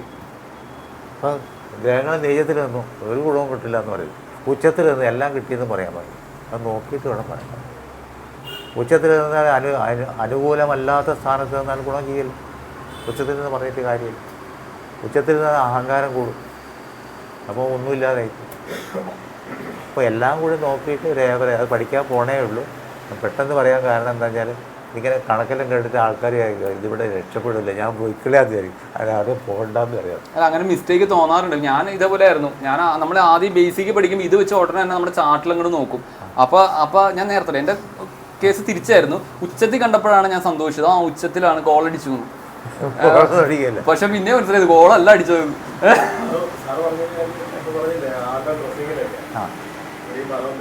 ഞാൻ കൊച്ചിനെ കൂടി ചെസ് കോമ്പറ്റീഷന് പോയി. അവിടെ ഒരുപാട് ആൾക്കാർ മുഴുവൻ ചെസ് പ്രാക്ടീസ്. ആ സ്കൂളിന്റെ വരാത്ത കംപ്ലീറ്റ് ചെസ് ബോർഡാണ് വരച്ചു വെച്ചിരിക്കുന്നത്. അവിടുത്തെ ഒരു പഞ്ചായത്ത് പ്രസിഡന്റ് പുള്ളി പ്രതിനിധി പറയുക, ഇവിടെ ഞാൻ നല്ലൊരു കളിക്കാരൻ, എന്നെ തോൽപ്പിക്കുന്ന ഒരാളുണ്ട്, പക്ഷെ പുള്ളിയെ തോൽപ്പിക്കുന്ന ഒരു മജിസ്ട്രേറ്റ് ഉണ്ട്. പക്ഷെ അയാളെ തോൽപ്പിക്കുന്ന ആളുണ്ടല്ല, അവിടെ ഈ മെന്റലി ഡിസോർഡർ ആയിട്ട് പുള്ളിയാണ് മജിസ്ട്രേറ്റിനെ തോൽപ്പിക്കുന്നത് ചെസ്സിൽ. അവര് പറഞ്ഞ ഓട്ടിസം ഒക്കെ ഇത്രയേ ഉള്ളൂ. ഒരാളുടെ അപ്പിയറൻസ് നോക്കിയിട്ട് we may not be able to decide whether it's a good person or bad person or useless. ആളെ നോക്കി സ്റ്റഡി ചെയ്തിട്ട് വേണം പറയാം. അതുപോലെ ഏത് ജാതകത്തിലും നല്ലതും ഉണ്ടാകും ചീത്തയുണ്ടാകും. ചില ആളുടെ ഫാമിലി വളരെ നല്ലതായിരിക്കും, അയാളുടെ ഫൈനാൻസ് വളരെ മോശമായിരിക്കും. ചില ആളുടെ വീട്ടിൽ നിന്ന് പുറത്തിറങ്ങിയ ആൾ യോഗ്യനാണ്, എല്ലാവരും അംഗീകരിക്കും. വീട്ടിൽ പോയ ഭാര്യ വരെ പോയി പണിയൊക്കെ നിങ്ങൾക്ക് കാര്യമില്ല. അപ്പം ഒരു കാര്യത്തിൽ ഒരാൾ വീക്കാണെങ്കിൽ വേറൊരു കാര്യത്തിൽ സ്ട്രോങ് ആയിരിക്കും. എല്ലാം തികഞ്ഞ ഒരു മനുഷ്യൻ ഉണ്ടാവില്ല അല്ലേ. ഏത് കാര്യത്തിനും ഒരു വീക്ക്നെസ് ഉണ്ടാവും, ഒരു മെച്ചമുണ്ട്. എല്ലാം തികഞ്ഞാണ് ദൈവമായി പോകും. എല്ലാം തികഞ്ഞ ദൈവമായി പോകും, മനുഷ്യനാവില്ല. അതുകൊണ്ട് എനിക്ക് ഇത്ര കുറവുണ്ടെങ്കിൽ ആ കുറവ് നികത്താനാണ് നമ്മളൊരു ജ്യോത്സ്യൻ്റെ അടുത്ത് പോയിട്ട് നമ്മളെ പറ്റി പഠിക്കുന്നത്. ജ്യോത്സ്യൻ്റെ അടുത്ത് പോയി കഴിഞ്ഞാൽ പോസിറ്റീവായിട്ട് കാര്യങ്ങൾ പറഞ്ഞു കൊടുത്താൽ എനിക്ക് രക്ഷപ്പെടാനൊരു ചാൻസ് ഉണ്ടെന്ന് നമുക്ക് സ്വയം തോന്നും. അങ്ങനെയുള്ള സ്ഥലത്ത് പോയി കഴിഞ്ഞാൽ നമുക്ക് നല്ല ഉണ്ടാവും. അതേമാതിരി ആവണമെന്നാണ്, എല്ലാവരും ആവണമെന്നാണ് ഞാൻ ആഗ്രഹിക്കുന്നത്. അത് എത്ര സംശയം ഉണ്ടെങ്കിൽ ചോദിക്കാം. ഞാൻ ചോദിച്ചാൽ മറ്റുള്ളവർ എന്ത് വിചാരിക്കുമെന്ന് ചോദിക്കേണ്ട. ആർക്കും സംശയം ഉണ്ടെങ്കിലും മറ്റുള്ളവർക്ക് പ്രയോജനപ്പെടും. ഇവിടെ ഒരു സംശയം ചോദിച്ചാൽ ഈ ക്ലാസ്സിലുള്ള എല്ലാവർക്കും ഗുണമുണ്ടാവും. അപ്പോൾ ഞാനെങ്ങനെയാണ് ചോദിക്കാൻ പറ്റില്ല. ആളെന്ത് വിചാരിച്ചാൽ നമുക്ക് കുഴപ്പമില്ല, നമ്മളെല്ലാവരും ഒന്നാണ്. ഞാൻ കുറച്ച് കൂടുതൽ പഠിച്ചുകൊണ്ട് ഇവിടെ ഇരിക്കുന്നു, അതേ ഇവിടെ ഇരിക്കും. ഇത്രയേ ഉള്ളൂ. ആരും മോശമല്ല, എല്ലാവരും നല്ലതാണ്. ഇനി നിങ്ങളുടെ എല്ലാവരുടെയും ജാതകത്തിലേ ലാ എന്ന് എഴുതിയിരിക്കുന്ന സ്ഥലം ഉണ്ടല്ലോ, ചാർട്ട് എടുത്ത് കയ്യിൽ വെക്കുക. ലാ എന്ന് എഴുതിയിരിക്കുന്ന സ്ഥലമില്ലേ, അല്ലെങ്കിൽ ഒന്നെങ്കിൽ ലാ എന്ന് എഴുതിയിട്ടുണ്ടാവും, അല്ലെങ്കിൽ AC, ഇംഗ്ലീഷ് ആണെങ്കിൽ AC എന്ന് എഴുതിയിട്ടുണ്ടാവും. ലഗ്നം അല്ലെങ്കിൽ അസെൻഡന്റ്, അതാണ് നിങ്ങളുടെ ഒന്നാം ഭാവം കേട്ടോ. ഒന്നാം ഭാവം എന്ന് പറയുന്നത് അതാണ്. ഓക്കെ, നമ്മളിപ്പോൾ രാശികളെ പറഞ്ഞുകൊണ്ടിരിക്കുന്നത്. ഇപ്പോൾ തുലാമാസം എടുത്തോ, തുലാം എടുത്തോ, സൂര്യൻ തുലാത്തിൽ ഇന്നത്തെ എടുക്കാം. അല്ല, ഞാൻ ഇത് പറയാൻ സാറേ, 1-4-7 സൂര്യൻ. ശരി, ഇന്ന് ഓക്കെ. തുലാമാസം എടുത്തോ, അവിടെ സൂര്യനെ മാർക്ക് ചെയ്യും. തുലാമാസം സൂര്യനെ എവിടെ മാർക്ക് ചെയ്തോ ആ മാസത്തിലാണ് ആൾ ജനിച്ചിരിക്കുന്നത്. സൂര്യനെ എവിടെ മാർക്ക് ചെയ്തോ ആ മാസത്തിലായിരിക്കും ആൾ ജനിക്കുക. ഇല്ല, ഒരാളുടെ ജാതകത്തിൽ സൂര്യനെ കണ്ടാൽ ഈ ആൾ ഇന്ന മാസത്തിലാണ് ജനിച്ചതെന്ന് പറയാം. ഇപ്പോൾ ഇത് തുലാമാസമായതുകൊണ്ട് തുലാത്തിലാണ് സൂര്യൻ നിൽക്കുകയാണെങ്കിൽ ഈ ആൾ ജനിച്ചത് തുലാത്തിലാണെന്ന് പറയാം. അപ്പോൾ തുലാ വെച്ചിട്ട് ലഗ്നം നിൽക്കുന്നത് ഇവിടെയാണ്, 3ാമത്തെ രാശിയിലാണ്. എത്ര മണിക്കാണ് ആൾ ജനിച്ചത് പറയാൻ പറ്റുമോ? ഉദ്ദേശം ഉദയം 6 മണിയും അസ്തമയം 6 മണിയും. ഉദയം 6 മണി, അസ്തമയം 6 മണി. 6 മുതൽക്ക് 8 മണി വരെ ലഗ്നം ഇവിടെ ഉണ്ടാവും. 6 തൊട്ട് 8 വരെ 2 മണിക്കൂറല്ലേ ഒരു രാശി ആവറേജ്. 8 മണി തൊട്ട് 10 മണി വരെ ഇവിടെ ആയിരിക്കും. ആ ശരിയാണ്. ഇതിപ്പോൾ 6 മണിക്ക് ഉദയവും 6 മണിക്ക് അസ്തമയമാണെന്ന് വിചാരിക്കുക. സൂര്യൻ നിൽക്കുന്ന രാശിയിൽ ലഗ്നം നിൽക്കുകയാണെങ്കിൽ ഇയാൾ ജനിച്ചത് രാവിലെയാണ്. 6 മണിക്കും 8 മണിക്കും ഇടയ്ക്കാണ്. നമ്മൾ ഇതെല്ലാം ഉദാഹരണമാണ്, അങ്ങനെയല്ല പറയുന്നത്. ഉദയത്തിനനുസരിച്ചാണ് പോണത്. 6 മണിക്ക് ഉദിക്കുകയും ചെയ്ത് 6 മണിക്ക് അസ്തമിക്കുകയും ചെയ്യുകയാണെങ്കിൽ ഇവിടെ 6 മുതൽക്ക് 8 മണി വരെ ലഗ്നം സൂര്യൻ നിൽക്കുന്ന രാശിയിൽ നിൽക്കും. ആൾ ജനിച്ചത് രാവിലെയാണ്. രണ്ടാമത്തെ രാശിയിലാണ് ലഗ്നം നിൽക്കുകയാണെങ്കിൽ ആൾ 8-നും 10-നും ഇടയ്ക്കാണ് ജനിച്ചത്. മൂന്നാമത്തെ രാശിയിലാണെങ്കിൽ ആൾ ജനിച്ചത് 10-നും 12-നും ഇടയ്ക്കാണ്. പിന്നെ അവിടെ 7-ാമത്തെ രാശി, സൂര്യൻ്റെ 7-ാമത്തെ രാശിയാണെങ്കിൽ 4-നും അവിടെയാണെങ്കിലോ ഇവിടെയാണല്ലോ ആന്ന് എഴുതിയേക്കണമെങ്കിൽ അസ്തമിക്കുമ്പോഴായിരിക്കും. അസ്തമയം 4-നും 6-നും ഇടയ്ക്ക്. അങ്ങനെ 4-നും 6-നും ഇടയ്ക്ക്. എവിടെയാണ് ലഗ്നം നിൽക്കുകയാണെങ്കിലോ അത് പറയും, നമ്മൾ പറയണ്ട, അത് പറയാം. അവിടെയാണ് ലഗ്നം നിൽക്കുകയാണെങ്കിൽ എന്ത് പറയും? Early morning. എത്രയാ? 4-നും 6-നും ഇടയ്ക്ക്. 4 മണിക്കും 6 മണിക്കും, വെളുപ്പിന് 4-നും 6-നും ഇടയ്ക്കാണ് ഇവിടെ ലഗ്നം നിൽക്കുക. 4-നും 4-നും. ഇത് മനസ്സിലായോ? ഇത് മനസ്സിലാവാത്ത ആരെങ്കിലും ഉണ്ടോ? ചന്ദ്രനെ വിട് സാർ, ഇത് ലഗ്നം പഠിക്കും. ചന്ദ്രനെ പിന്നെ ചന്ദ്രനെ വിട്, നമ്മൾ പഠിക്കുന്നത് പഠിക്കുക. അത് കഴിഞ്ഞിട്ട് ചന്ദ്രനെ നമുക്ക് എടുക്കാം. ഇത് ബേസിക്കാണ്, ഇത് അറിയേണ്ട കാര്യമാണ്. ചന്ദ്രനെ നമുക്ക് എടുക്കാം. ലഗ്നവും സൂര്യനും കാണിച്ചാൽ സൂര്യൻ ജനിച്ച മാസം, ലഗ്നം ജനിച്ച സമയം, ചന്ദ്രൻ ജനിച്ച കൂറ്, അത് നമുക്ക് എടുക്കാം. അല്ല എടുക്കാം, അതിലേക്ക് വരും.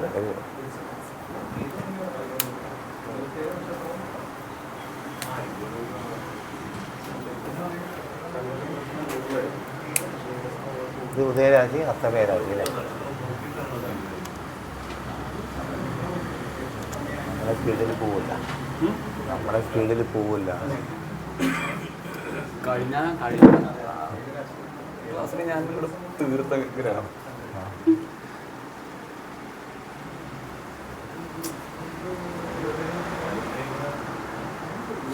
ഉദയരാശിയുടെ 7-ാമത്തെ രാശി അസ്തമയരാശി. സൂര്യൻ നിൽക്കുന്നതിൻ്റെ 7-ാമത്തെ രാശി അസ്തമയരാശിയായിരിക്കും. സൂര്യൻ നിൽക്കുന്നതിന് ഉദയരാശി എന്ന് പറയും.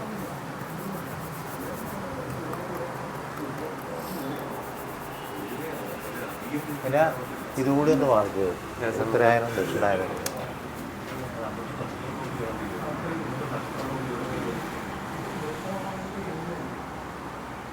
മകരം മുതൽക്ക് മിഥുനം 30 വരെ ഉത്തരായണം. അയനങ്ങൾ 2 ഉത്തരായനം ദക്ഷിണായനം. മിഥുനം വരെ, മിഥുനം 30 വരെ, മിഥുനം 30 വരെ ഇവിടെ അവിടെ വരെ.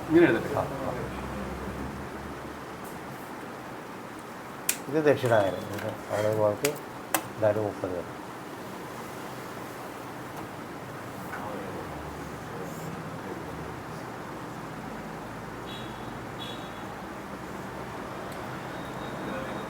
ഈ അയനത്തിനൊരു പ്രാധാന്യമുണ്ട്, കേട്ടിട്ടുണ്ടോ?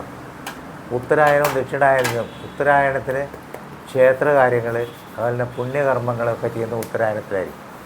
ദക്ഷിണായനത്തിൽ ജനിക്കാനും മരിക്കാനും പോകില്ല എന്നാണ്.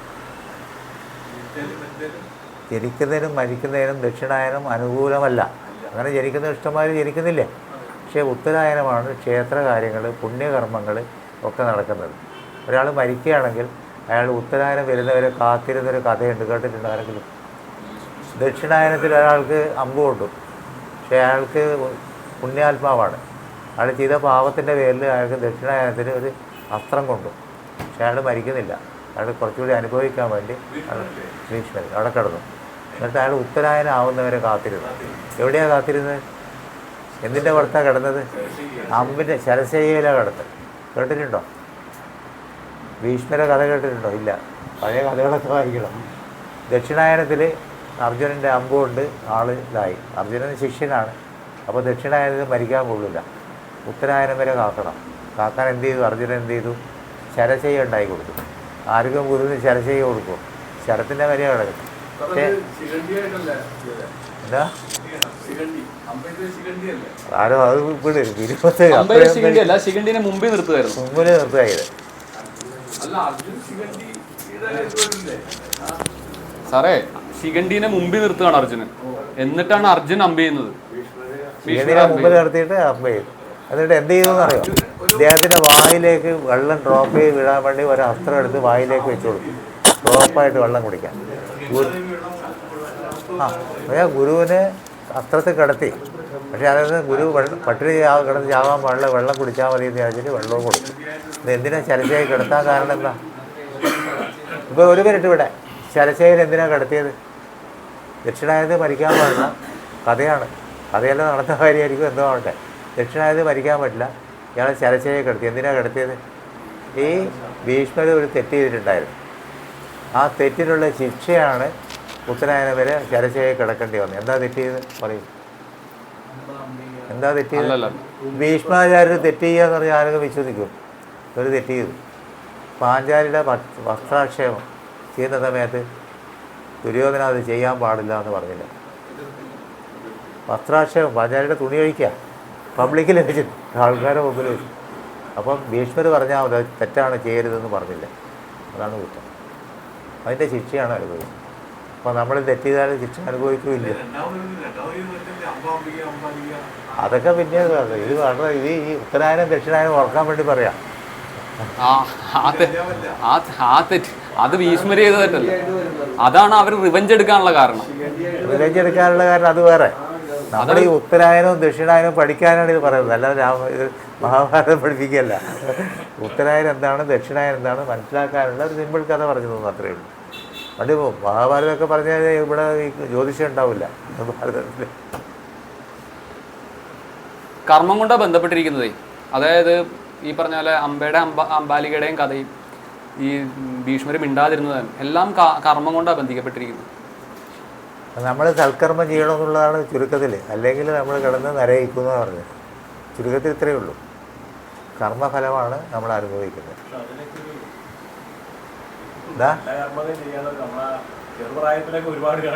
അല്ല, അത് വിട്. പക്ഷെ വേറെ കാര്യമുണ്ട്. ഏത് ദുഷ്കർമ്മം ചെയ്താലും പ്രായശ്ചിത്തമുണ്ട്, ഇല്ലേ? നമ്മൾ ബിജു സാർ ഒരു മിനിറ്റ്, ഏത് ദുഷ്കർമ്മം ചെയ്താലും അതിന് പ്രായശ്ചിത്തമുണ്ട്. ഞാനൊരു തെറ്റ് ചെയ്തു, ഞാനത് മനസ്സിലാക്കണം, എൻ്റെ കയ്യിലും തെറ്റാണ്, ഭഗവാനെ എന്നെ രക്ഷിക്കണം, എൻ്റെ കുറ്റത്തിൽ നിന്ന് വിമുക്തി വേണമെന്ന് പറഞ്ഞാൽ കിട്ടും. തെറ്റ് ചെയ്ത് കഴിഞ്ഞാൽ ഞാൻ ചെയ്തതൊക്കെ ശരിയാണെന്ന് പറഞ്ഞ് ചങ്കവിരിച്ച് കിടന്നാൽ പോക്കാം. അതേസമയം തെറ്റ് ചെയ്താൽ കുറ്റബോധം വന്നു കഴിഞ്ഞാൽ പരിഹാരമായി. കുറ്റബോധം വേണം, പിന്നെ അതിനനുസരിച്ച് ജീവിക്കണം. തെറ്റ് ചെയ്തവരൊക്കെ നരകത്ത് പോകുമെന്ന് പറഞ്ഞിട്ട് കാര്യത്തില്ല. തെറ്റ് ചെയ്തത് തെറ്റാണെന്ന് മനസ്സിലാക്കി കഴിഞ്ഞാൽ ആൾ നേരെയായി, ഇല്ലേ? ഓക്കെ. ഇപ്പോൾ ഉത്തരായനം പഠിച്ചു, ദക്ഷിണായനം ഇപ്പോൾ ഒന്ന് ഓർമ്മിക്കാൻ പറ്റും, കാരണം കഥ ഉള്ളതുകൊണ്ട് ഓർമ്മിച്ചു. പിന്നെ ഉദയരാശി പഠിച്ചു, അസ്തമയരാശി പഠിച്ചു, പിന്നെ ഉത്തരായനം ദക്ഷിണായനം. ഇതെല്ലാം ഉള്ള സൂര്യൻ നിൽക്കുന്ന രാശി, ജനിച്ച മാസം, ലഗ്നം, ജനിച്ച സമയം, ഇനി ചന്ദ്രൻ ജനിച്ച കൂറ്. ചന്ദ്രൻ ഇന്ന് എവിടെയാന്ന് നോക്കണം. ഇന്ന് ചന്ദ്രൻ എവിടെയാ? ഇന്നെന്താ നക്ഷത്രം ആർക്കും അറിയോ? പൂരിട്ടാതി. ഇന്ന് പൂരിട്ടാതി. വെരി ഗുഡ്, അത് പഠിച്ചു തന്നു, നല്ല കുട്ടി. പൂരിട്ടാതി. പൂരിട്ടാതി അവസാനമാണോ ആദ്യമാണോ? നോക്കി എത്ര ഡിഗ്രി വരെ നോക്കി സാറേ? അവസാനമാണോ? കാര്യം ഒരു രാശി എന്ന് പറഞ്ഞാൽ 2.25 നക്ഷത്രങ്ങളിലുള്ളൂ. പൂരിട്ടാതി കുംഭരാശിയിൽ, കുംഭത്തിലാണ്. പൂരിട്ടാതി എവിടെ വന്നു? ഇവിടെ 29 ഡിഗ്രി പൂരിട്ടാതി കഴിയാൻ, അവിടെ ആ രാശി കഴിയാൻ പോവാം. ലാസ്റ്റ് ആയല്ലേ ഇവിടെ എത്തിയല്ലേ? 29 ഡിഗ്രി. പൂരിട്ടാതി എത്രയുണ്ട്? 3/4 ആണ് കുംഭരാശിയിൽ വരുന്നത്. പൂരിട്ടാതിയുടെ ബാക്കി മീനൻ രാശിയിൽ വരും. 3/4 10 ഡിഗ്രി കുംഭരാശിയിലും 3 ഡിഗ്രി 20 മിനിറ്റ് മീനൻ രാശി. അപ്പം മീനൻ രാശിയിലേക്ക് കടക്കാൻ പോവാം. നമ്മൾ ക്ലാസ് കഴിയുമ്പോഴത്തേക്ക് നക്ഷത്രം പൂരിട്ടാതിയിലേക്ക്. നക്ഷത്രം എന്ന് പറഞ്ഞൊരു അധ്യായം ഉണ്ട്, നമുക്ക് അടുത്ത് വരുന്നുണ്ട്. അപ്പോൾ അതിൽ കുറച്ചും കൂടി ഡീറ്റെയിൽ ആയിട്ട് എടുക്കാം. നമ്മൾ ഒരു പ്രാവശ്യം പറഞ്ഞാണ്, എന്നാൽ പോലും എടുക്കാം. നക്ഷത്രം എടുക്കണം, എന്നാലേ. ഓക്കെ. വേറെ കാര്യം പറഞ്ഞു. അല്ല, വേറെ കാര്യം പറഞ്ഞോട്ടെ. അതായത് രാശികളെ പറ്റിയാണ് നമ്മൾ പറഞ്ഞുകൊണ്ടിരുന്നത്. ഒരാളുടെ ലഗ്നം, അതിൽ നിന്ന് 1, 4, 7, 10 അതിനാണ് കേന്ദ്ര രാശികൾ എന്ന് പറയുന്നത് കേട്ടോ. 1, 4, 7, 10. അപ്പോൾ ഇയാളെ സംബന്ധിച്ചിടത്തോളം ഇയാളുടെ കേന്ദ്ര രാശികൾ ഏതൊക്കെയായിരിക്കും?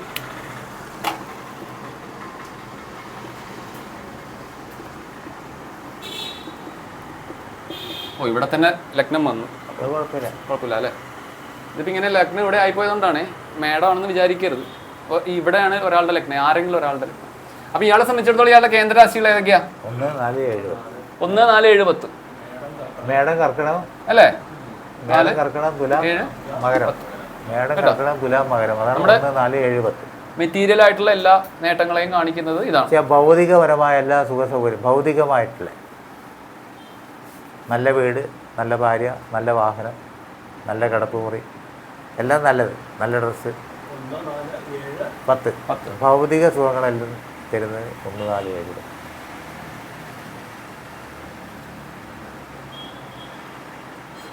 അതിന് കേന്ദ്രം അല്ലെങ്കിൽ ക്വാഡ്രൻസ് എന്ന് പറയും. 90 ഡിഗ്രി അല്ലേ? 90 ഡിഗ്രി. 1, 4, 7, 10.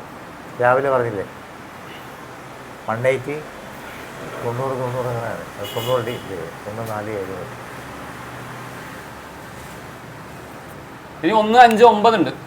1, 4, 7, 10 നമ്മൾ എന്ത് പറഞ്ഞത്? കേന്ദ്രം എന്ന് പറഞ്ഞത് കേട്ടോ. 1, 5, 9 ഇതിനെന്താ പറയണമെന്ന് അറിയോ? ത്രികോണം എന്ന് പറയും. ത്രികോണ രാശികൾ 1, 5, 9 ട്രൈൻസ്. 1, 5, 9 എല്ലാ ആധ്യാത്മിക കാര്യങ്ങളും ആത്മീയമായ കാര്യങ്ങൾ മുഴുവൻ 1, 5 ആത്മീയമായിട്ട്. 1 ഞാനാണ്, 5 എൻ്റെ പൂർവ്വപുണ്യ സുഹൃതം, സന്താനം, ബുദ്ധി, അങ്ങനെ ഒരുപാട് കാര്യങ്ങളുണ്ട് നമ്മുടെ ബുക്കിലുണ്ട്. 9 എന്ന് പറഞ്ഞാൽ നമ്മളുടെ ഭാഗ്യം. അപ്പോൾ ഞാൻ ജനിച്ചു, എൻ്റെ പൂർവ്വപുണ്യ കർമ്മം കൊണ്ടാണ് ഈ ജന്മം നമുക്ക് കിട്ടിയിരിക്കുന്നത്. അപ്പോൾ ആ പൂർവ്വപുണ്യ കർമ്മം ശരിയാണെങ്കിൽ കുഴപ്പമില്ല. പിന്നെ 1, 5 ശരിയാണെങ്കിൽ 9 ഭാഗ്യം, അനുഭവയോഗമാണ്. അനുഭവമാണെങ്കിൽ ഭാഗ്യമാണ്. 1, 5, 9 നമ്മുടെ ഫണ്ടമെൻ്റലല്ലേ ഇതായിട്ടുള്ള കാര്യങ്ങൾ. 1, 5, 9 ഏറ്റവും പ്രധാനപ്പെട്ട ഒരു വ്യക്തിക്കുള്ള ഏറ്റവും പ്രാധാന്യമുള്ളത് 1, 5, 9. ഞാൻ എൻ്റെ പൂർവ്വജന്മ പുണ്യം, ഈ ജന്മം, എൻ്റെ ദൈവാധീനം, ഭാഗ്യം, ഇത് ഞാൻ, എൻ്റെ സുഖസൗകര്യം, എൻ്റെ ഭാര്യ, എൻ്റെ ജോലി. 1, 4, 7, 10 നമുക്ക് ഓരോ ഭാവമായിട്ട് പഠിക്കുമ്പോൾ പറയും. 1 എന്ന് പറഞ്ഞാൽ ഞാൻ, 4 എന്ന് പറഞ്ഞാൽ എൻ്റെ വീട്, വണ്ടി, അങ്ങനെ എൻ്റെ എല്ലാ സുഖസൗകര്യങ്ങളും. 7 എന്ന് പറഞ്ഞാൽ ഞാൻ, എൻ്റെ ഭാര്യ, സുഹൃത്തുക്കളല്ല. 10 എന്ന് പറഞ്ഞു കഴിഞ്ഞാൽ എൻ്റെ ജോലി, എൻ്റെ ഡിഗ്നിറ്റി, എൻ്റെ ഫെയിം.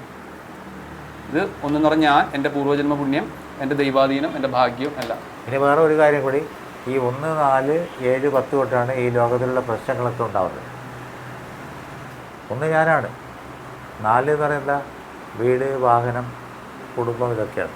കുടുംബ കലഹം ഒക്കെ 4. ഭൗതികമായിട്ട് അടിപിടി പ്രശ്നങ്ങളൊക്കെ. 7 എന്താ? ഭാര്യ അല്ലെങ്കിൽ സുഹൃത്തുക്കൾ, തമ്മിലുള്ള വഴക്ക് പ്രശ്നങ്ങൾ. 10 എന്താ? കർമ്മം. അവിടെ എനിക്ക് പ്രൊമോഷൻ കിട്ടണമെങ്കിൽ സുമേഷിനെ ഞാൻ ചവിട്ടി താഴ്ത്തുക. അങ്ങനെ എല്ലാ ഭൗതികമായ എല്ലാ സുഖ സൗകര്യങ്ങളും എല്ലാ പ്രശ്നങ്ങളും ഉണ്ടാകുന്നത് 1, 4, 7, 10. ഈ 1, 4, 7, 10 മറികടക്കാനുള്ള വഴിയാണ് 1, 5, 9. അപ്പോൾ ആത്മീയമായിട്ട് സുഖമാണെങ്കിൽ പിന്നെ വെറുതെ വഴക്കിന് പോകില്ലല്ലോ.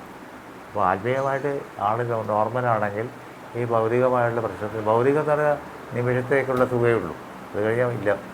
ആത്മീയമാണെങ്കിൽ ഈ ജന്മം മുഴുവൻ നിലനിൽക്കുന്നതാണ്. അപ്പോൾ ആത്മീയത്തിനാണ് പ്രാധാന്യം കൊടുക്കുന്നത്. പിന്നെ ദുസ്ഥാനങ്ങൾ എന്ന് പറഞ്ഞ സ്ഥാനങ്ങൾ കൂടിയുണ്ട്. അതാണ് 6, 8, 12 അല്ലേ സാറേ? ആണ് ദുസ്ഥാനം കേട്ടോ. ദുസ്ഥാനം അനുകൂലമല്ലാത്ത സ്ഥാനങ്ങൾ. 6 എന്ന് പറഞ്ഞാൽ എന്താ? രോഗ, ദുഃഖ, ദുരിത, കടം. ബുക്കിലുണ്ട് അല്ലേ? രോഗ, ദുഃഖ, ദുരിത, കടം. 3, 6 പഠിച്ചാൽ മതി. 6ാം സ്ഥാനത്തിന് 3, 6. രോഗം, രിപു, ഋണം. ഓക്കെ, രോഗം, രിപു, ഋണം. രോഗം എന്ന് പറഞ്ഞാൽ എന്താണെന്ന് അറിയാലോ? രിപു എന്ന് പറഞ്ഞാൽ ശത്രുക്കള്, ഋണം എന്ന് പറഞ്ഞാൽ കടബാധ്യത. രോഗ, ദുഃഖ, ദുരിത, കടം. ഇത് ഒരു ജാതകത്തിൽ 6, 8, 12 ഭാവങ്ങൾക്ക് ബലം കുറയണം. ബലം കൂടാൻ പാടില്ല. ബലം കൂടിയാൽ എന്താ സംഭവിക്കുക? ശത്രുക്കൾ നമ്മളെ കീഴടക്കും, രോഗം നമ്മളെ കീഴടക്കും. അതെ.